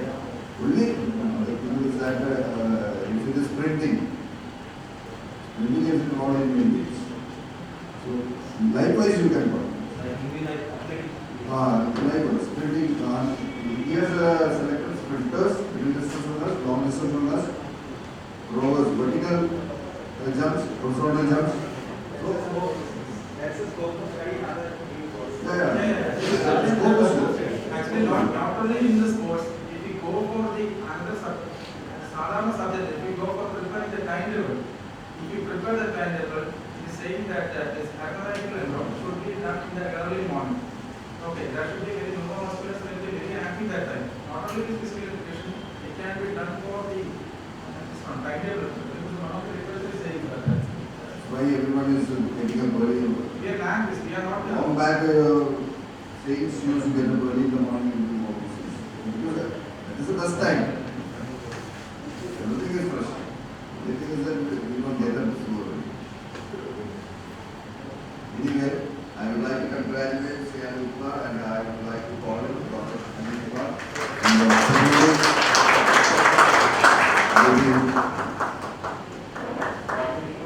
And recommendation will be given to the University of Kerala for award of Ph.D. in physical education. Okay, and I congratulate the guides. Number of guides, sir. The one of thanks I'm coming, sir. The history is starting. It's only for. Let's finish the others over again. That is also good. There is lots of guides, sir. Okay. I am giving that opportunity to the scholar to propose more thanks to. Anyway, Yes, not same also. It's my other two adjudicators, that is Dr. Aman Singh Sisodia from JNV, Bill Narayan Vyas University, Jodhpur, and Dr. Richard Was from LNIT Gwalior for giving positive recommendation with regard to this PhD study, and little or no changes. Little or no changes. Some changes were indicated, and that will be incorporated in the final thesis. Another thing I would like to mention is that some studies are those studies can take up on the table. Some studies are those studies you cannot show it to others. Those will be under the table. So this is one study which can be kept on the table. Thanks, sir. And second, I congratulate and the scholars and the educators in team also who have been present here after a very long time. Thanks, sir. First event now. I just signed in the college first event. First year. Okay, and now I welcome Dr. ANIL Kumar to propose to the next to the monuments engineer as well as to others. And we have to acknowledge who he has to acknowledge for successful completion of this PhD study. Dr. ANIL. And ആദ്യമായിട്ട് thanks പറഞ്ഞതിന്റെ രണ്ട് ബ്രദറിനെക്കാട്ടി above respect Manoj sir, അതേപോലെ Razeena madam, രണ്ടുപേരും ഇതാക്കി തന്നു, PhD ആക്കി തന്നത്. PhD ആക്കുന്ന ചില വർഷങ്ങൾ ഇത് യാത്ര തുടങ്ങിയത് 2003 ആണ് തുടങ്ങിയത്. 2003 ഞാൻ 2008 സബ്മിറ്റ് ചെയ്യാൻ പോയപ്പോൾ ജസ്റ്റ് മാഡത്തിന് ഇവിടെ നിന്ന് ലീവ് നഷ്ടപ്പെട്ടു. മാഡം ഗ്വാളിയറിലേക്ക് പോയി. അത് കഴിഞ്ഞിട്ട് ഞാൻ മനസ്സാന്ത് വന്നു. നമ്മളെല്ലാം ചെയ്ത് ഫൈനൽ കൊണ്ടുവന്ന് ബുക്ക് 2016 സാർ ഇവിടുന്ന് DSW പോകുന്ന സമയത്ത് ബുക്ക് സബ്മിറ്റ് ചെയ്തപ്പോൾ അവിടുന്ന് പറഞ്ഞു സാർ അഗ്രികൾച്ചർ യൂണിവേഴ്സിറ്റിയാണ് അത് ചെയ്യാൻ പറ്റുന്നത്. പിന്നെ നമ്മൾ കുറേ റിക്വസ്റ്റ് കൊടുത്ത് എന്നിട്ടും അവർ അക്സെപ്റ്റ് ചെയ്തില്ല. രണ്ടാമത് പറഞ്ഞു ഇവിടെ നിന്നുള്ളൊരു ഗൈഡ് തന്നെ ചെയ്യണം. അങ്ങനെ അദ്ദേഹം തന്നെ ഡയറക്ഷൻ ചെയ്ത് പ്രസന്ന മാഡത്തിൽ ചെയ്തു. അങ്ങനെ രണ്ടുപേരും കൂടെയാണ് ഈ ബുക്ക് എനിക്ക് ബുക്കാക്കി തന്നത്. ഇതിന്റെ പിന്നിൽ പ്രവർത്തിച്ച കുറേ വ്യക്തികളുണ്ട്, എനിക്ക് പറയാതിരിക്കാൻ പ്രിയം. അതിൽ ഏറ്റവും പ്രയാസം എന്നത് എൻ്റെ പ്രീ സബ്മിഷൻ വരുമ്പോഴത്തേക്ക് സുരേഷ് കുട്ടി സാറായിരുന്നു. ഇവരെല്ലാവരും മരണപ്പെടുകയും ചെയ്തു. അതാണ് എൻ്റെ ഈ തീസിന്റെ ഒരു വാല്യൂഷന് പോയതിൽ എല്ലാം മരണപ്പെടുകയും ചെയ്തു. അതായത് വല്ലാത്ത ഒരു ട്രാജഡിയാണ് ഇത് ഈ തീസിസ് എന്ന് പറയുന്നത്. അങ്ങനെ കുട്ടി സാറായിരുന്നു പ്രീ സബ്മിഷൻ വന്നപ്പോൾ സാർ പറഞ്ഞ് ഏകദേശം സാറിന് വയ്യായിരിക്കുന്നതാണ്, അത്രത്തോളം ബഹുമാനത്തോടെ പറയുന്നത്. ഞാൻ കോഴിക്കോടിലെ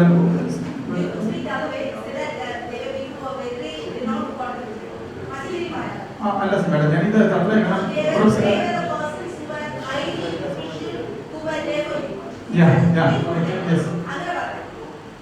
അങ്ങനെ കുട്ടി സാറായിരുന്നു. അത് കഴിഞ്ഞിട്ട് പ്രീ സബ്മിഷൻ കഴിഞ്ഞിട്ട് പിന്നെ എന്നെ ടെക്നിക്കലി ചെയ്ത വെച്ചാൽ ഡോക്ടർ അശോക് കുമാർ സാറുണ്ട്. സാറുണ്ട് doctor Ashok sir, Jaleel sir. Ashok സാറാണ് ഇതിന് ലാറ്റക് എന്ന് പറഞ്ഞ പ്രോഗ്രാമിൽ തീസിസ് ആക്കി എനിക്ക് തരുന്നത്. കൂടെ സാറ് കോളേജ് ഓഫ് എഞ്ചിനീയറിംഗിൽ HOD ഇലക്ട്രിക്കൽ എഞ്ചിനീയറാണ്. കൂടെ ജലീൽ സാറ് മെക്കാനിക്കൽ എഞ്ചിനീയറാണ്. എഞ്ചിനീയറിംഗ് കോളേജിൽ നിന്നാണ് എനിക്ക് ഈ ഒരു പ്രോജക്റ്റ് തീസിസ് ആക്കി തന്നത്. അദ്ദേഹം ഈ രണ്ടുപേരുമായിട്ട് മനസ്സുമായിട്ട് ഡിസ്കഷൻ, ഓരോ പോയിന്റും രണ്ടുപേരും കറക്ഷൻ വരുമ്പോൾ അദ്ദേഹം ആ ലാറ്റക് പ്രോഗ്രാമിൽ ചെയ്തു. പിന്നെ അത് ഓരോ റൺ ചെയ്യാൻ വളരെ പ്രയാസമാണ്. അദ്ദേഹമാണ് എന്നെ തീസിസ് രൂപത്തിൽ ആക്കി തന്നത്. പിന്നെ എന്താണെന്ന് വെച്ചാൽ ഇപ്പോൾ എൻ്റെ ഫ്രണ്ട്സുകൾ എല്ലാവരും, എൻ്റെ സുഹൃത്തുക്കളായിട്ട് സൂര്യൻ, പിന്നെ എൻ്റെ ക്ലാസ്മേറ്റ്സും ഷിബു, എല്ലാ ജയരാജും, എല്ലാ അതിനുള്ള എല്ലാവരും പിന്നെ ഏറ്റവും കൂടുതൽ ലീന മാർക്കറ്റ് ലീന എൻ്റെ ലൈബ്രറിയിൽ ലീന എപ്പോഴും പറയുന്നത് എങ്ങനെയെങ്കിലും ഫിനിഷ് ചെയ്യും. കാരണം ഞാൻ തന്നെ ഫിനിഷ് ചെയ്ത് പോയിട്ട് 2017 സബ്മിറ്റ് ചെയ്തത്. ഇങ്ങനെ എന്തെങ്കിലും ചെയ്യുമോ അങ്ങനെ ലീനയുടെ സപ്പോർട്ട്. പിന്നെ ഏറ്റവും കൂടുതൽ എനിക്ക് ലൈബ്രറിയുടെ ശ്രീനിവാസാണ് കേരള യൂണിവേഴ്സിറ്റി ലൈബ്രറി എന്നുള്ളത്. പുള്ളി ബ്രിട്ടാനിക്ക 2003 തൊട്ടുള്ള സ്റ്റാഫ് റൂമിൽ നിന്ന് എനിക്ക് ബ്രിട്ടാനിക്ക എടുത്ത് തന്നിട്ടാണ് ഇത് വായിക്കാൻ തുടങ്ങിയത്. ഞാനൊരു 8-10 വർഷം ഈ ലിറ്ററേച്ചർ തന്നെ വായിച്ചു. സാറ് മനസ്സാണ് പറഞ്ഞു നിനക്ക് ഇത് ചെയ്തുകൂടെ നിർത്തിക്കൂടെ. ഞാൻ ഇതിൻ്റെ ഡെപ്തിലൊന്നും പൊട്ടുകൊണ്ടിരിക്കുകയാണ് ഇതിൻ്റെ. അങ്ങനെ വന്നപ്പോഴാണ് പറഞ്ഞത് ഇതിൻ്റെ ജി കണ്ടെത്തൽ 2017 ഇത് കണ്ടെത്തി. അത് വെച്ചാൽ ലിറ്ററേച്ചർ ഫൈനൽ കോഴ്സ് ആവുന്നത്. അങ്ങനെയാണ് ഓരോ വ്യക്തിക്കും ഞാൻ എന്നെ സപ്പോർട്ട് ചെയ്ത ഉള്ള എല്ലാ വ്യക്തികൾക്കും ഞാൻ വളരെ നന്ദി പറയുന്നുണ്ട്.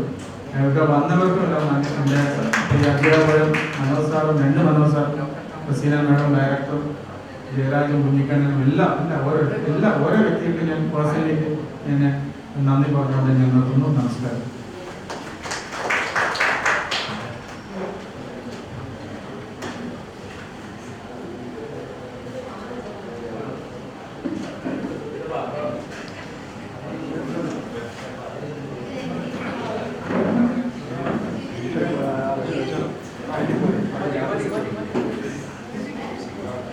Specialized in the field of exercise physiology and a great passion with elderly and aging.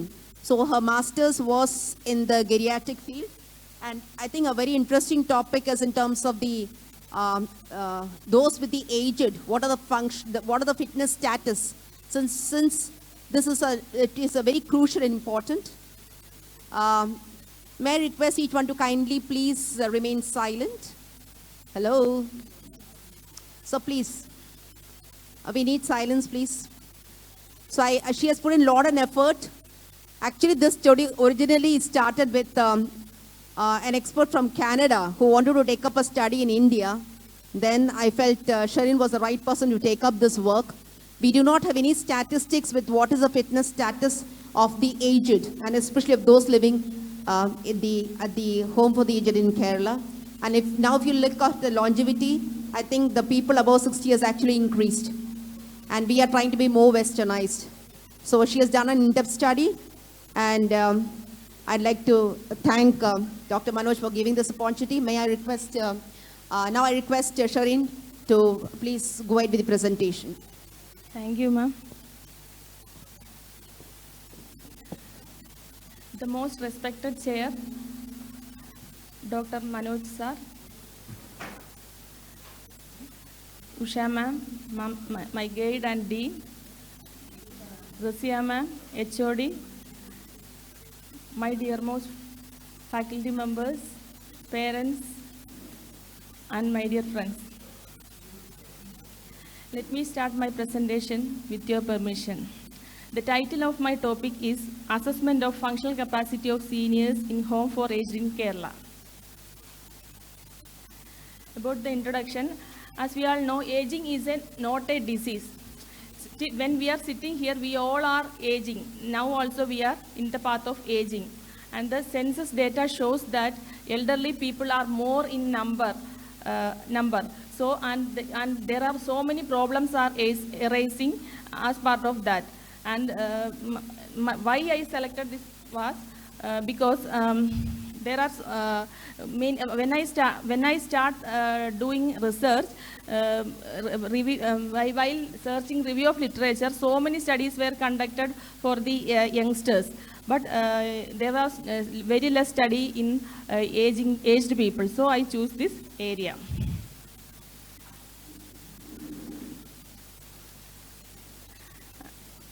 And the Orphanage Control Board under the Social Justice Department has been receiving 5 to 6 applications in each month from the 2016 to 17, seeking permission to begin new old age homes.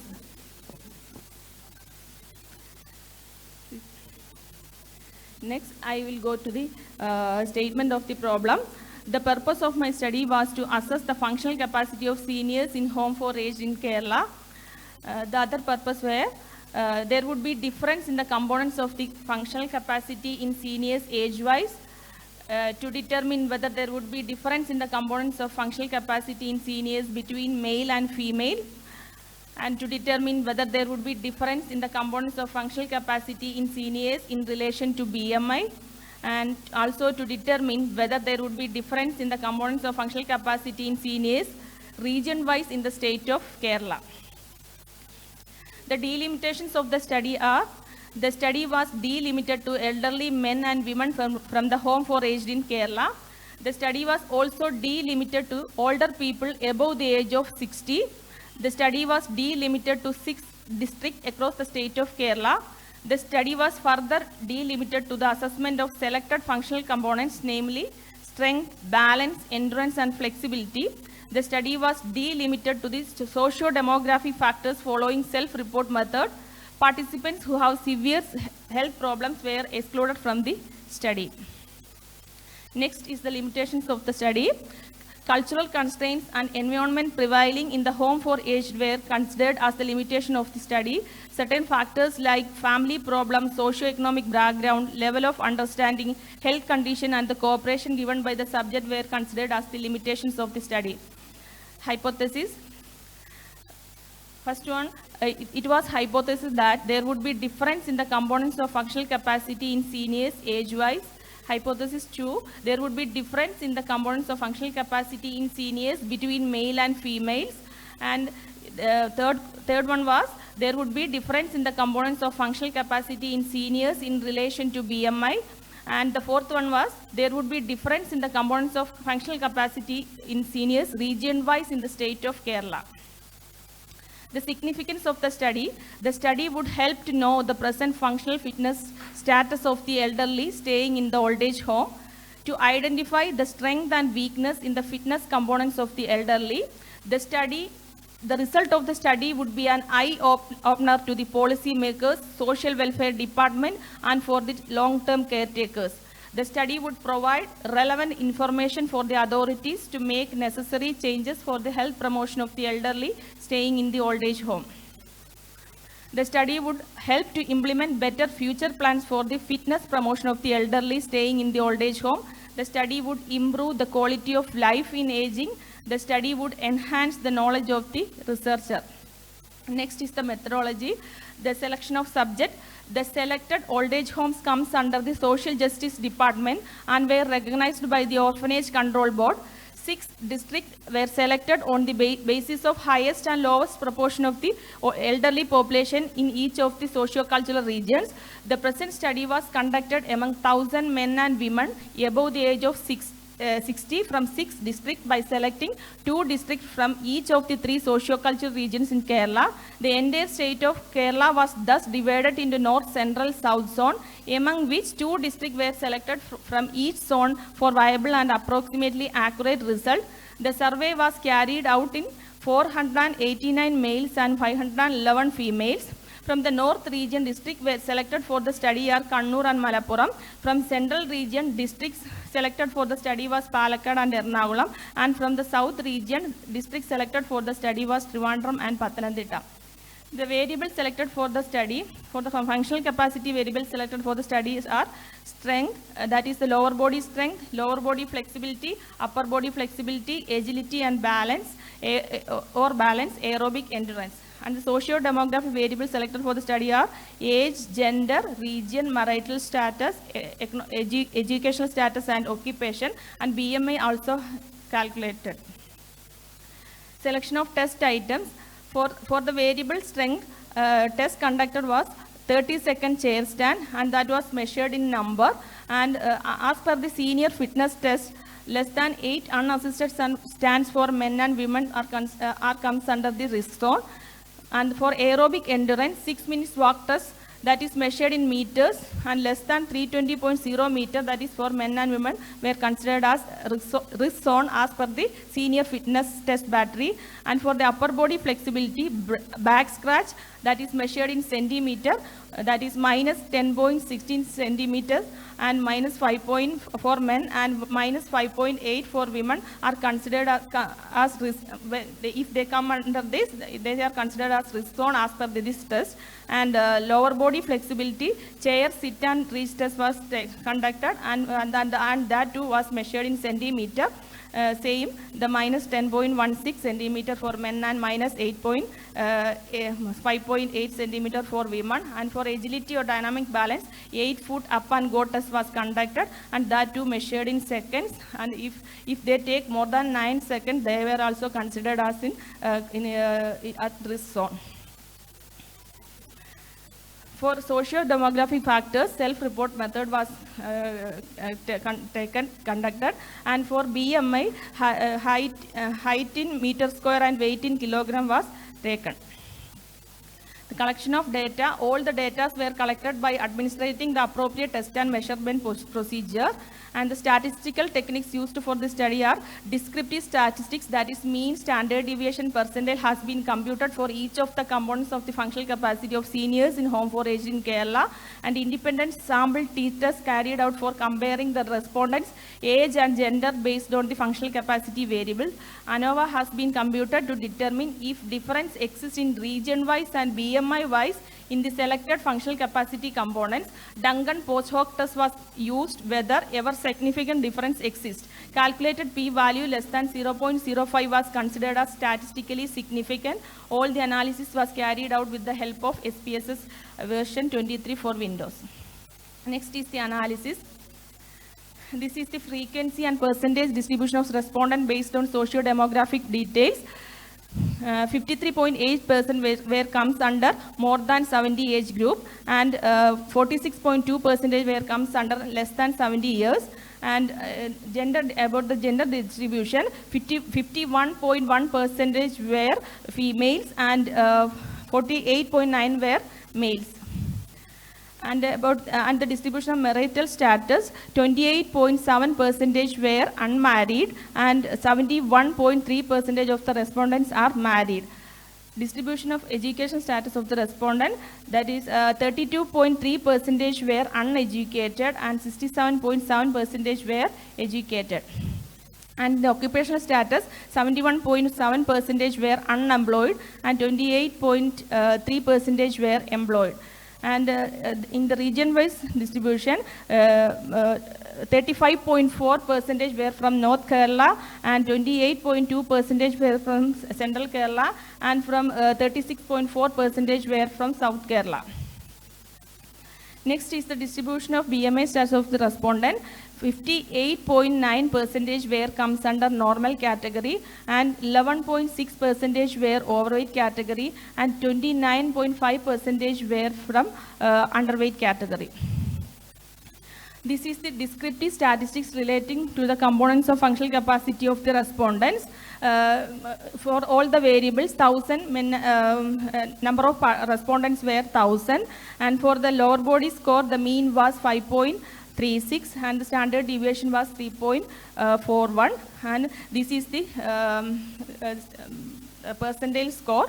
And when comes in the lower body, same 1,000 respondents, minus 14.12 was the mean and 11.07 was the standard deviation. The upper body also 1,000 participants, and minus 13.84 were the mean, and 11.61 was minus 11.61 was the standard deviation. And for agility also 1,000 participants were there, and 16.78 was the mean, and 9.63 second was the standard deviation. And the endurance also 1,000 in number, and 190.71 meter for the mean score, and 123.39 was the standard deviation. And these are the percentile scores. Next is the comparison of components of functional capacity based on age, and all the variables shows highly significant difference. This is the diagrammatic representation. Here you can see that in the case of lower body strength, less than 70 years perform much better than more than 70 years group. Same way, this is the minus 6.7 means that is better score. Minus 15.37 was, that is their flexibility was too low. So more than 70 age group not perform much better than the less than 70 age group perform better than more than 70 age group. This is the diagrammatic representation of the upper body flexibility, and this is the agility and dynamic balance. And next is the diagrammatic representation for comparing functional capacity based on age, that is the endurance. In this case also, but less than 70 age group perform better than the more than 70 age group.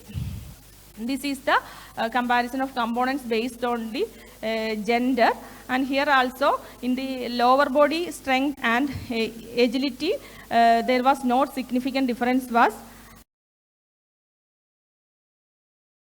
This is the diagrammatic representation. Kindly be silent. These are the diagrammatic representation of the comparison of gender.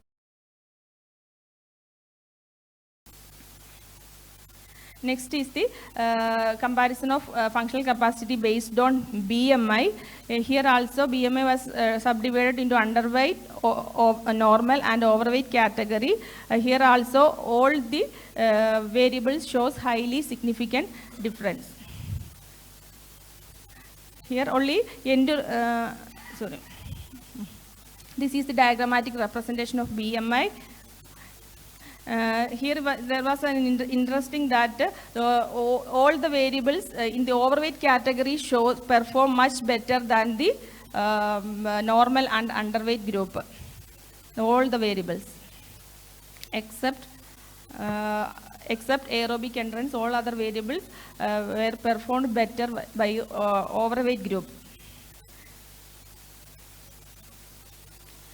Here, this is the comparison of components of functional capacity based on region, that is ANOVA.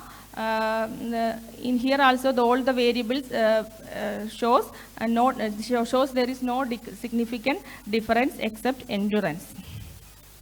And this is the diagrammatic representation. Next is the discussion of findings of the socio-demographic factors. Majority of the respondents belongs to more than 70 years age group, and majority of the respondents belongs to female class. Majority of the respondents belongs to married category. Majority of the respondents belongs to educated category. Majority of the respondents belongs to unemployed category, and majority of the respondents belongs to normal BMI category. Discussion of findings on the basis of lower body strength. The analysis of the data shows that the mean score of lower body strength was 5.36, that is number with standard deviation 3.41, and more than 50% of the respondents scored 6 or above in lower body strength. Only 30% of the respondents score above 7 unassisted stance. Hence, the findings of the study indicate that the remaining 70% of the respondents were under the risk zone. As per the senior fitness test, the respondents who scored less than 8 unassisted stands for men and women are come under the risk category, which means ADL, that is the activities of daily living, and the instrumental activities of daily living become more struggling, because lower body strength was required for numerous tasks such as climbing stairs, walking and getting out of a chair, tub or car, etc. Lower body strength also helps to reduce the chance of falling.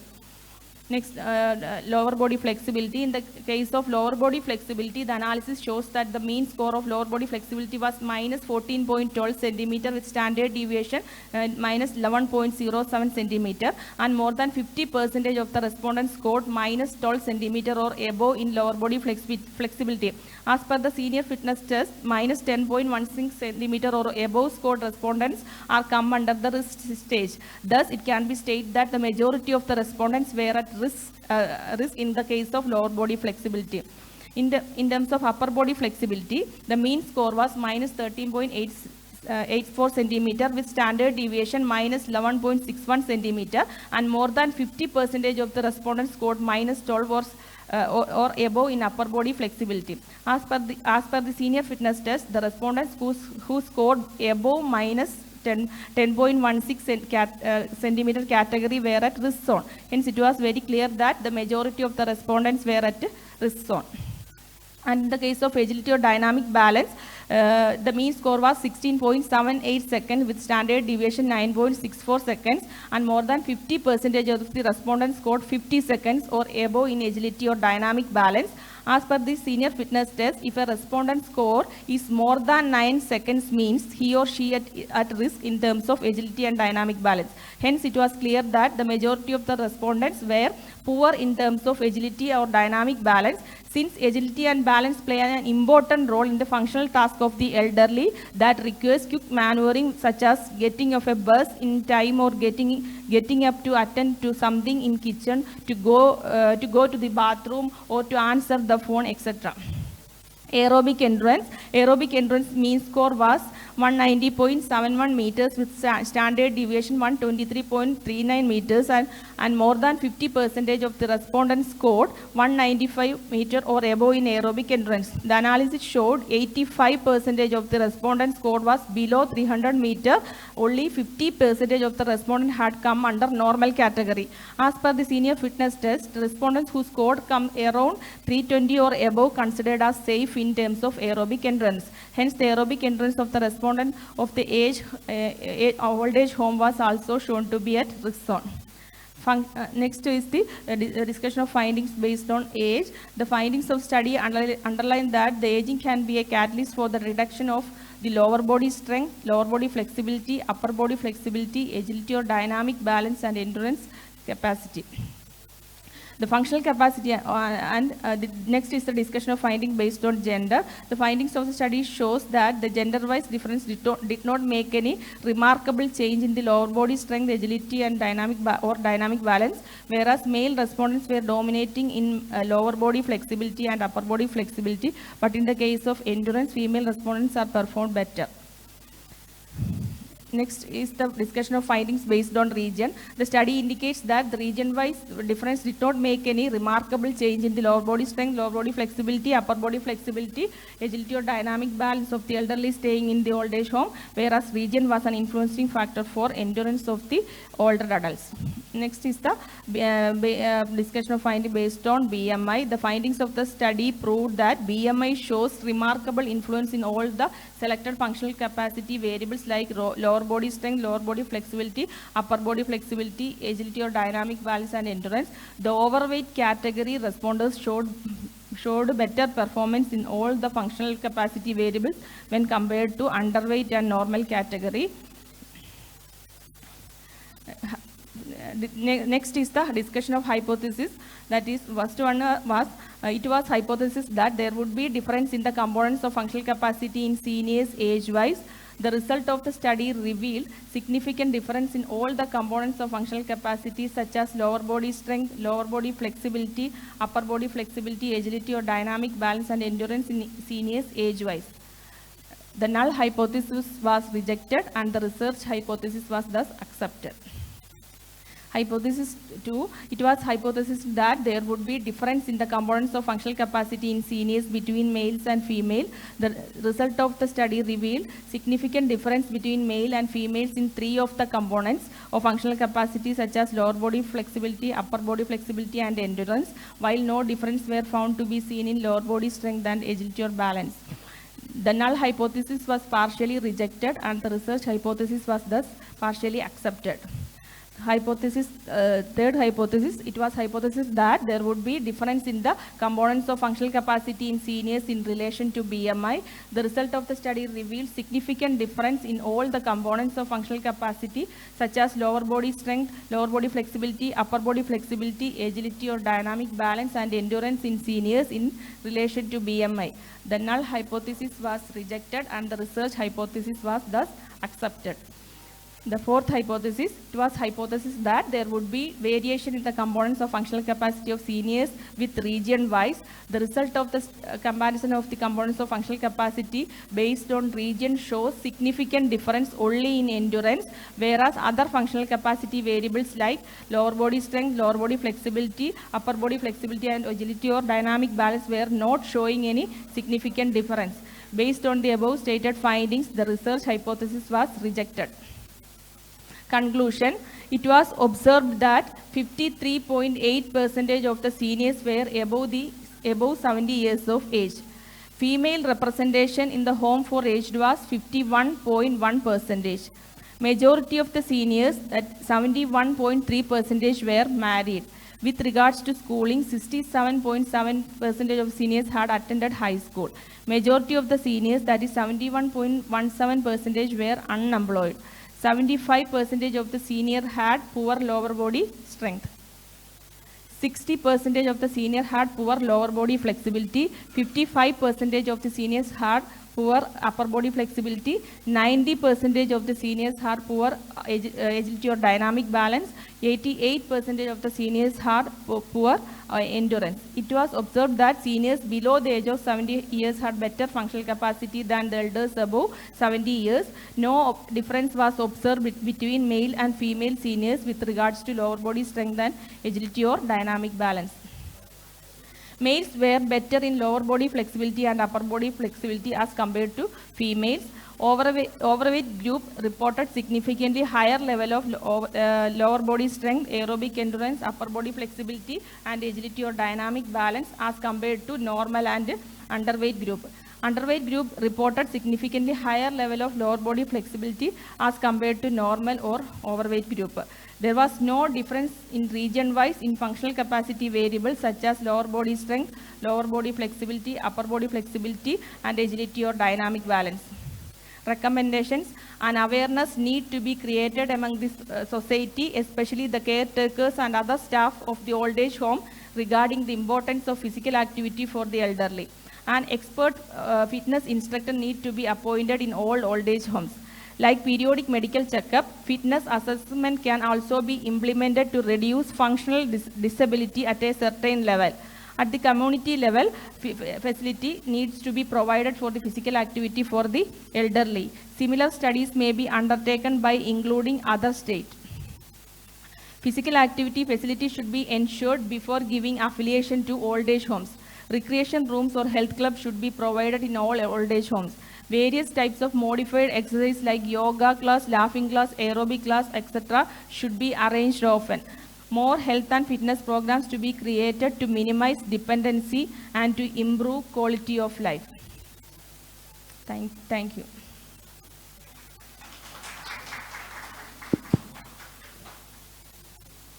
Any queries from the audience or any clarifications needed from the scholar? എന്തെങ്കിലും സംശയങ്ങളുണ്ടെങ്കിൽ ചോദിക്കാം.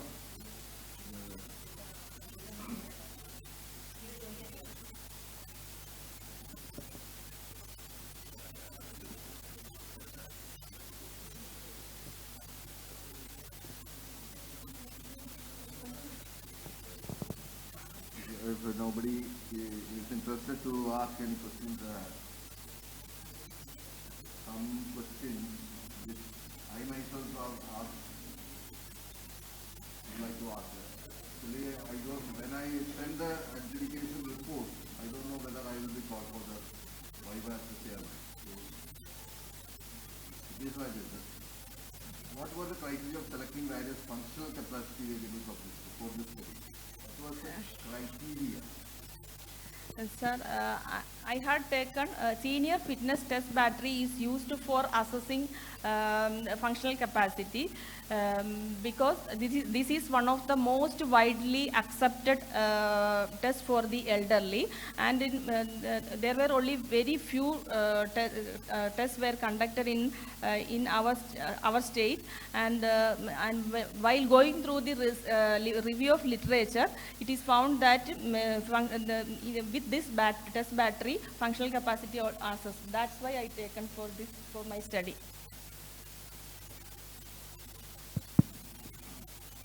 Then one more question is, what was the logic behind formulating a general hypothesis than specific hypothesis for various selected variables? Sir, this is an explorative study. I just want to know what is the status of the elderly population. I didn't go for any particular thing. I just want to know what is the present status, whether they are functionally fit, whether that's why I took the socio-demographic factors also, because in order to get an awareness, means if we know the subject much more, that whether they are educated, what type of people are in the old age home, is they have literacy, then that's why I took that socio-demographic factors, and so I took only generally this one.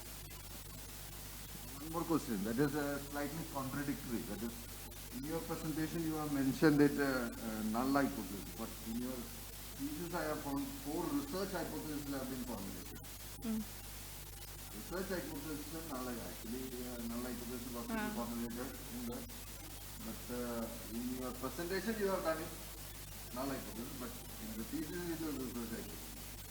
In some studies it is found like that, but usually when it is a research hypothesis you are biased to a certain extent. You are telling that there is significant difference. Okay, you are biased, but when it is null hypothesis you are telling that there is no significant difference between men and female or long jumpers of Tamil Nadu and Karnataka. Otherwise you are biased. You are telling that there is difference. Okay, so always use a null hypothesis. And anything anyone would like to ask? Okay, Dr. Jibin.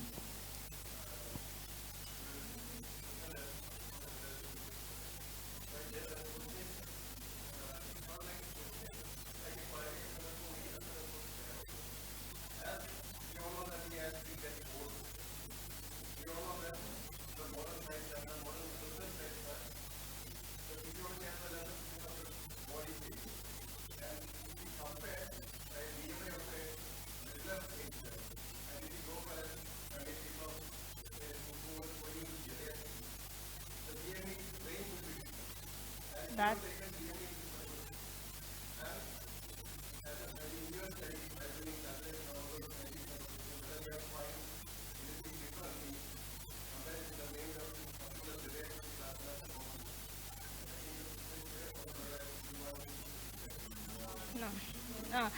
No comparison has been done, I think. There is no comparison. As we all know that BMI is actually not accurate for the elderly people, because due to in my study it is already mentioned in my percentage that more number is in normal category. Here when they bend, no, no, I didn't compare with any group, only this.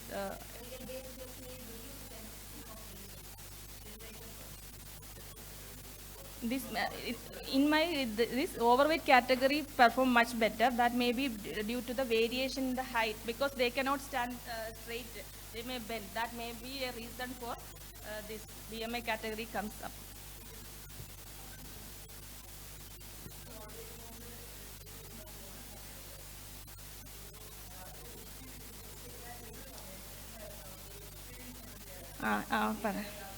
Okay.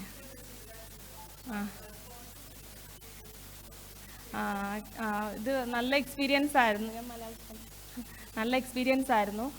കാരണം അവർക്ക് അവിടെ നിന്ന് വെച്ചാൽ ഇപ്പോൾ എൻ്റെ ഈ ഒരു സ്റ്റഡിയിൽ എനിക്ക് മനസ്സിലായത്, അവർക്ക് കറക്റ്റായിട്ട് എല്ലാ സാധനങ്ങളും നമ്മളൊക്കെ വീട്ടിൽ കഴിക്കുന്നതിനേക്കാളും ഒരു പക്ഷേ ബെറ്ററായിട്ട് അവർക്ക് നല്ല ഫുഡ്, കറക്റ്റ് ടൈമിൽ മെഡിസിന്, കറക്റ്റ് സ്റ്റാഫ്, ഓരോരുത്തരെയും നോക്കാൻ കറക്റ്റ് മെഡിക്കൽ ചെക്കപ്പ് എല്ലാം ഉണ്ട്. പക്ഷേ അവർ ഈ ഓൾഡ് ഏജ് ഹോം സെലക്ട് ചെയ്യുമ്പോൾ വളരെ കൺജസ്റ്റഡ് ആയിട്ടുള്ള റൂംസാണ് കൊടുക്കുന്നത്. അപ്പോൾ എന്താണെന്ന് വെച്ചാൽ അവർക്ക് എല്ലാം ബെഡിൽ കൊണ്ട് കൊടുക്കുകയാണ്. അപ്പോൾ അവർക്ക് ഒന്ന് ജസ്റ്റ് അവർക്ക് നടക്കണമെന്നൊക്കെ ഉണ്ട്, പക്ഷേ അവർ അതോറിറ്റീസ് അലോ ചെയ്യത്തില്ല. അപ്പം വീഴും എന്നുള്ള ഭയം കൊണ്ട് അവർ അലോ ചെയ്യത്തില്ല. അതിന് അവരുടെ ഫങ്ഷണൽ കപ്പാസിറ്റി, മസിൽസൊക്കെ വീക്കായിട്ട് ഒന്നും കൂടെ ബെഡ് റിഡൻ ആവുകയാണ്. അപ്പോൾ ആദ്യം നമ്മൾ ഈ ചെയ്യേണ്ടത്, ഈ അഫിലിയേഷൻ കൊടുക്കുമ്പോൾ ഓൾഡ് ഏജ് ഹോംസിന് അഫിലിയേഷൻ കൊടുക്കുന്നതിന് മുമ്പ് തന്നെ ഇങ്ങനെ അവർക്ക് ആക്ടിവിറ്റീസിന് എല്ലാം കുടിസുമുറികളിലാണ് ഈ ഓൾഡ് ഏജ് ഹോംസ് തട്ടിക്കൂട്ടിയേക്കുന്നത്. അപ്പോൾ അതുകൊണ്ട് അങ്ങനെയുള്ള കാര്യങ്ങളിൽ ശ്രദ്ധിച്ചിട്ട് ആവുകയാണെങ്കിൽ അവരുടെ, കാരണം നമ്മൾക്കെല്ലാം ജീവിക്കുന്നത് ആരെയും ഡിപ്പെൻഡ് ചെയ്യാതെ മരിക്കും വരെ നമ്മൾ സെൽഫായിട്ട് ഇൻഡിപെൻഡൻ്റ് ആയിട്ട് ജീവിക്കണമെന്നാണ് ആഗ്രഹം. പക്ഷേ ഇവരുടെ കേസിൽ കംപ്ലീറ്റ്ലി ഡിപ്പെൻഡൻ്റ് ആണ്. ഈവൻ 60 വയസ്സുള്ളവരും 90 വയസ്സുള്ളവരെ പോലെ ആയി. കാരണം എല്ലാ ഫീഡിങ്. അപ്പം ഞാനൊക്കെ പോയി ഇവരെ വിളിക്കുമ്പോൾ തന്നെ ചിലർക്ക് ഭയങ്കര ഇൻട്രസ്റ്റ് ആണ്. കാരണം അതുപോലെ തന്നെ 90 വയസ്സുള്ളവരെയൊക്കെ 3ാമത്തെ നിലയിലൊക്കെയാണ് കയറ്റി കിടത്തിയേക്കുന്നത്. അപ്പോൾ അവരെ അവിടുന്ന് നമ്മൾ താഴെ കൊണ്ടുവന്ന് വേണം ഈ BMIയിലൊക്കെ കയറ്റി നിർത്തിയിട്ട്. അപ്പോൾ അത് തന്നെ ഭയങ്കര അതാണ് എൻ്റെ സ്റ്റഡിയുടെ ഒരു ബുദ്ധിമുട്ട്. ഇത്രയും റിസൾട്ട് എടുക്കാനും ഞാൻ കുറേ വർഷങ്ങൾ എടുക്കാനും കാര്യം, കാരണം നമുക്ക് ഓരോ ഡേറ്റ കിട്ടാനും കുറേ ടൈമും എടുത്തു. അപ്പം ഇതൊക്കെയായിരുന്നു. പക്ഷേ അവർ ഭയങ്കര കോപ്പറേറ്റീവാണ്. അവർക്ക് പിന്നെയും ചെയ്യണം. ഈ നടത്തിയൊക്കെ മത്സരം അല്ല, ഈ ഇത് നടത്തുമ്പോഴത്തേക്ക് അവർക്ക് ഭയങ്കര ഇൻട്രസ്റ്റ് ആണ് ഇങ്ങനെ ചെയ്യാൻ. പക്ഷേ അവർ ആദ്യമായിട്ട് വരുന്ന പോലെ എനിക്ക് തോന്നിയത്. ഇപ്പം നമ്മൾ വെളിയിൽ ഇറക്കിക്കണം നടത്തുമ്പോഴത്തേക്ക് അവർ ആദ്യമായിട്ട് വന്ന് ചെയ്യുന്ന പോലത്തെ ഒരു ഫീലിങ്ങിലാണ്. പക്ഷെ അവർ ഇറക്കത്തേ ഇല്ല, അവർ അതിനകത്ത് തന്നെ ഇട്ടേക്കുവാണ്. അപ്പോൾ അതൊക്കെയാണ് എനിക്ക് ഇല്ല, അവിടെ ഇമ്പോർട്ടൻസ് കൊടുത്താൽ അവരുടെ ഡിപ്പെൻഡൻസി കുറയും.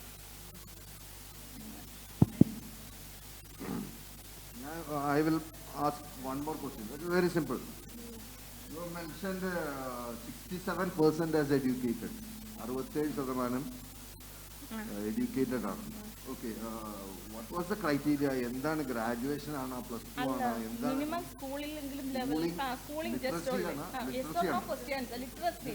Whether they are read or write. Then that word should have been different. It is Schooling, not educated. just That's schooling why I mentioned. literate. They were literate.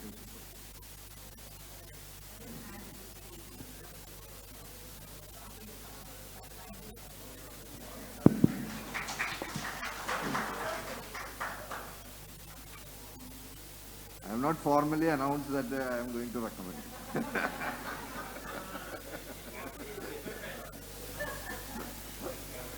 Anyway, I congratulate Ms. Sharif for this presentation and doing a study on this aspect, which we will be facing in the years to come, very soon. Thing is that I have visited some old age homes. I have visited private as well as the government. It's very pathetic. Only thing is that they don't have enough space to do that. They are living congested. They can't move. Very small rooms. And hence, mobility is very important, especially at the railway. And the madam will be talking on this aspect because all are becoming elder and becoming a geriatric population. After this, madam will be talking. Not much. How many minutes you will take? No, how many minutes?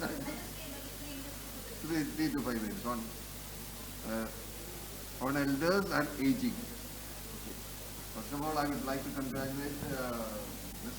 Sharif for defending all the questions to the satisfaction of all the scholars who are here, the learned academicians and the panel, which is there for testing the open defense, and it is a panel of 4 experts. I congratulate Civil Sri. Congratulations. Thank you, sir.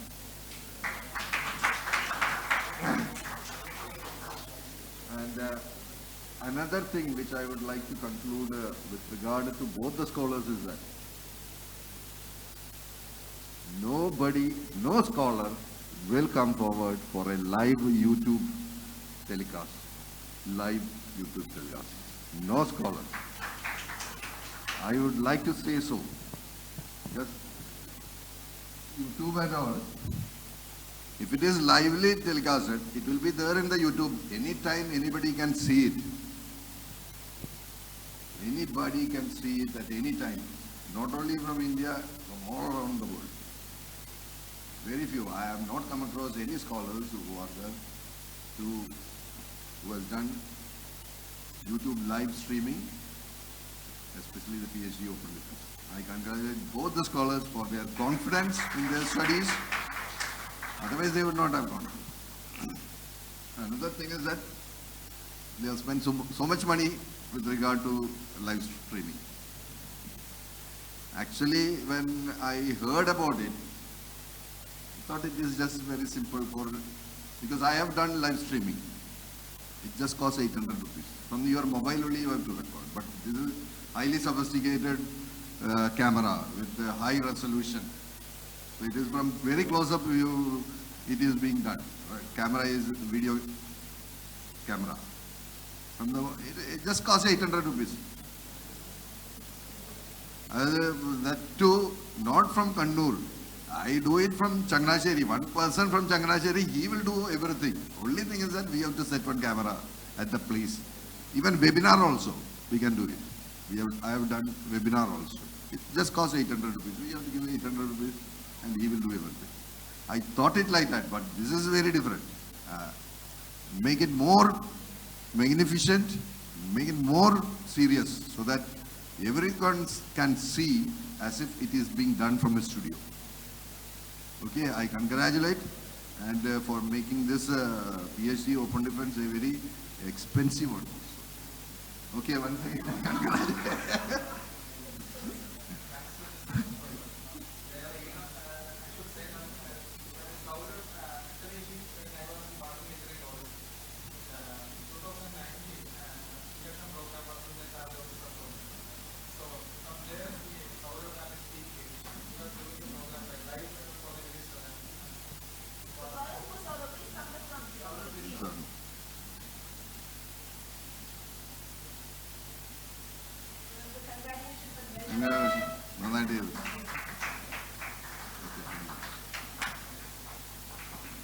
So that let it be a beginning. Let all the scholars be confident enough to do live streaming YouTube. When they defend their thesis and when they go for Viva Voce of their Ph.D. study. Anyway. Congratulations. I once again thank both the research guides, Dr. Zina and Usha Madam, for including me in their panel, which made me fortunate enough to come over here as the chairman. I thank Kerala University also, everyone. And I thank all the scholars, all the learned academicians, all the teachers from various colleges who has come here for this open defense. I once again thank everyone. I now welcome Usha Madam to give a small discourse on aging. Thank you, Dr. Manoj. Thank you so much for sparing this time. May I request just 2 minutes of each one? 2 minutes on the Samsarikala, please. Hello. So now the thing is aging and the example for aging, geriatric, because I'm retiring on 30th June, 62. You people are all my children, as I said, grandchildren. So I feel aging is there, I understand. Hair's all grown grey, I've colored it. My hair is colored. So I'm just saying is, aging starts with leg. I am right now at Manipur. I find people are crazy for, you'll find people walking, irrespective of children, kids, everybody. I think it's such a beautiful place and nobody is bothered about anybody. You find the morning 4 o'clock onwards, you'll find people on the place. Children, they'll come with small children at 4. Women with the typical traditional dresses, so they'll come, whatever way it is. So I find it's really healthy and everything is a psyche here. We know physiological aging takes place, but we in our profession are very lucky. As long as we are in our profession, I think it adds to our age. And I say aging starts with legs, so let us use more of our legs. And my professor now, Chella, I think most of you know Chella, sir. He is now 93 or 94. Sir only has got problem with hearing. So he's a best example for me who still does workout. He's got machines in his room. And now everywhere it is 100 plus. Germany, Canada, 100 plus lana aging, they come for exercise program. So I think we can start for it. And we are the ones who should promote more of this activity. And I find all of you so actively getting into sports. You called us veteran sports. But I find you all have done excellent. So I think you all, this makes us, we know we are growing with age. Don't with chronological age, with functional age, let's come up. And I find this each one are very fit and we are the models for the others. So I think we as the physical educationists should keep it up, spread this message. And even though, however age you go, also our mental faculty to be really tried upon. So I think it really helps a lot. And for me, it was always aerobics. I love aerobics. And now also you put music anywhere, I start dancing. People may make fun. I don't care for anybody. I'm like this is because I don't bother for people. The very minute they say, why you dress like this, why you do this? I think, so at times we as women have lots of problems here. But I think, please, each one of you, I'm sure you're going to make it because if I exercise because in the family history under hypertension, heart problems are there. So how long can I? So exercise that's how I happen to do. So please take exercise as a medicine. And I need to thank because this idea originated from a Canadian professor who wanted to take up this study here, but Kerala University did not permit a co-guide. That's how this particular study came up. So I'm happy Sharon took it up and the results can definitely be published. Thank you so much. Thank you.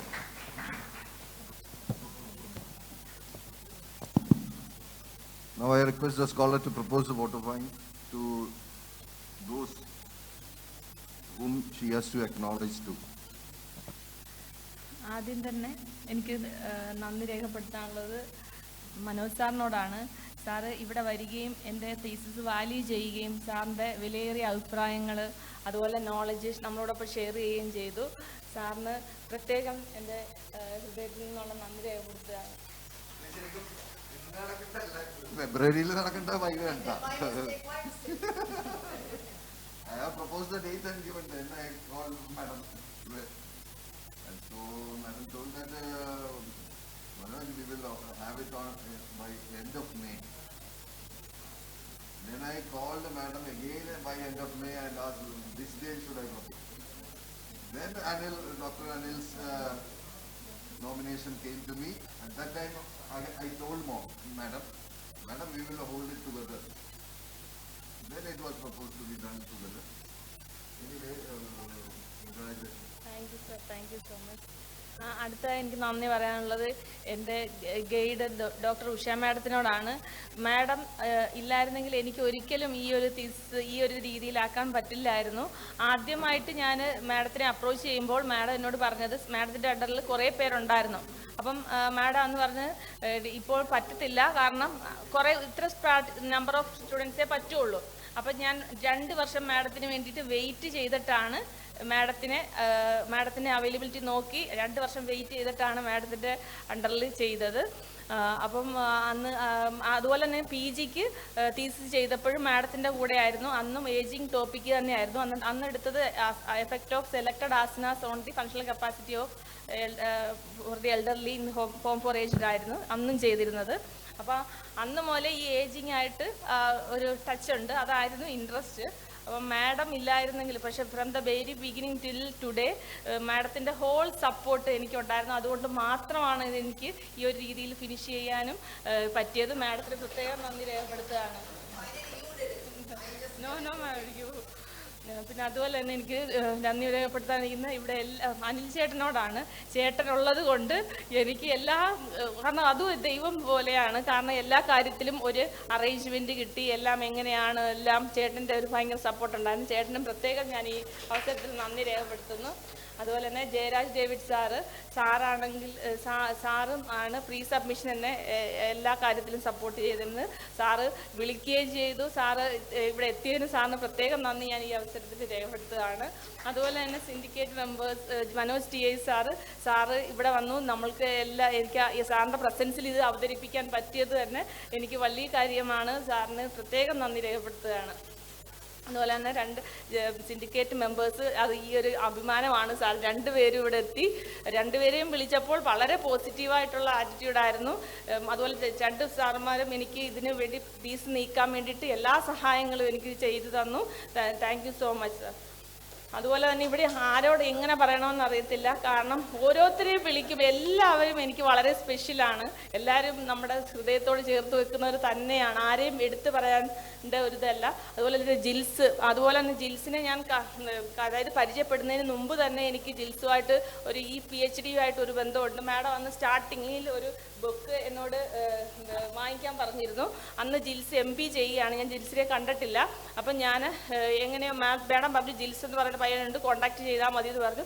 അങ്ങനെ ജിൽസാണ് എൻ്റെ അച്ഛൻ, ഹസ്ബൻഡിൻ്റെ അച്ഛനാണ് ജിൽസുമായിട്ട് ആദ്യം contact ചെയ്തിട്ട് അച്ഛൻ തിരുവനന്തപുരത്ത് പോയി ആ ബുക്ക് ഫോട്ടോസ്റ്റാറ്റ് മാഡം വാങ്ങിക്കാൻ പറഞ്ഞു. ഞാൻ ഫോട്ടോസ്റ്റാറ്റ് എടുത്തു എല്ലാം കൊണ്ടുവന്നത് എൻ്റെ അച്ഛൻ. അന്ന് ജിൽസാണ് സഹായിച്ചത്. അന്ന് മുതൽ ജിൽസ് എല്ലാ കാര്യത്തിലും, അതുപോലെ ഡേറ്റ എടുക്കാൻ എനിക്ക് ഒറ്റയ്ക്ക് പോകാൻ പറ്റത്തില്ലായിരുന്നു. അപ്പോൾ ജിൽസും എൻ്റെ ഫാമിലി മെമ്പേഴ്സും സിസ്റ്ററും എല്ലാം ഒരു ഗ്രൂപ്പാണ് പോകുന്നത്. കാരണം ഇവരെ എടുത്ത് പിടിച്ചോണ്ട് വരാനും എല്ലാം എൻ്റെ കൂടെ ഒപ്പം ജിൽസ് ഉണ്ടായിരുന്നു. ജിൽസിന് ഞാൻ പ്രത്യേകം നന്ദി രേഖപ്പെടുത്തുകയാണ് ഈ അവസരത്തിൽ.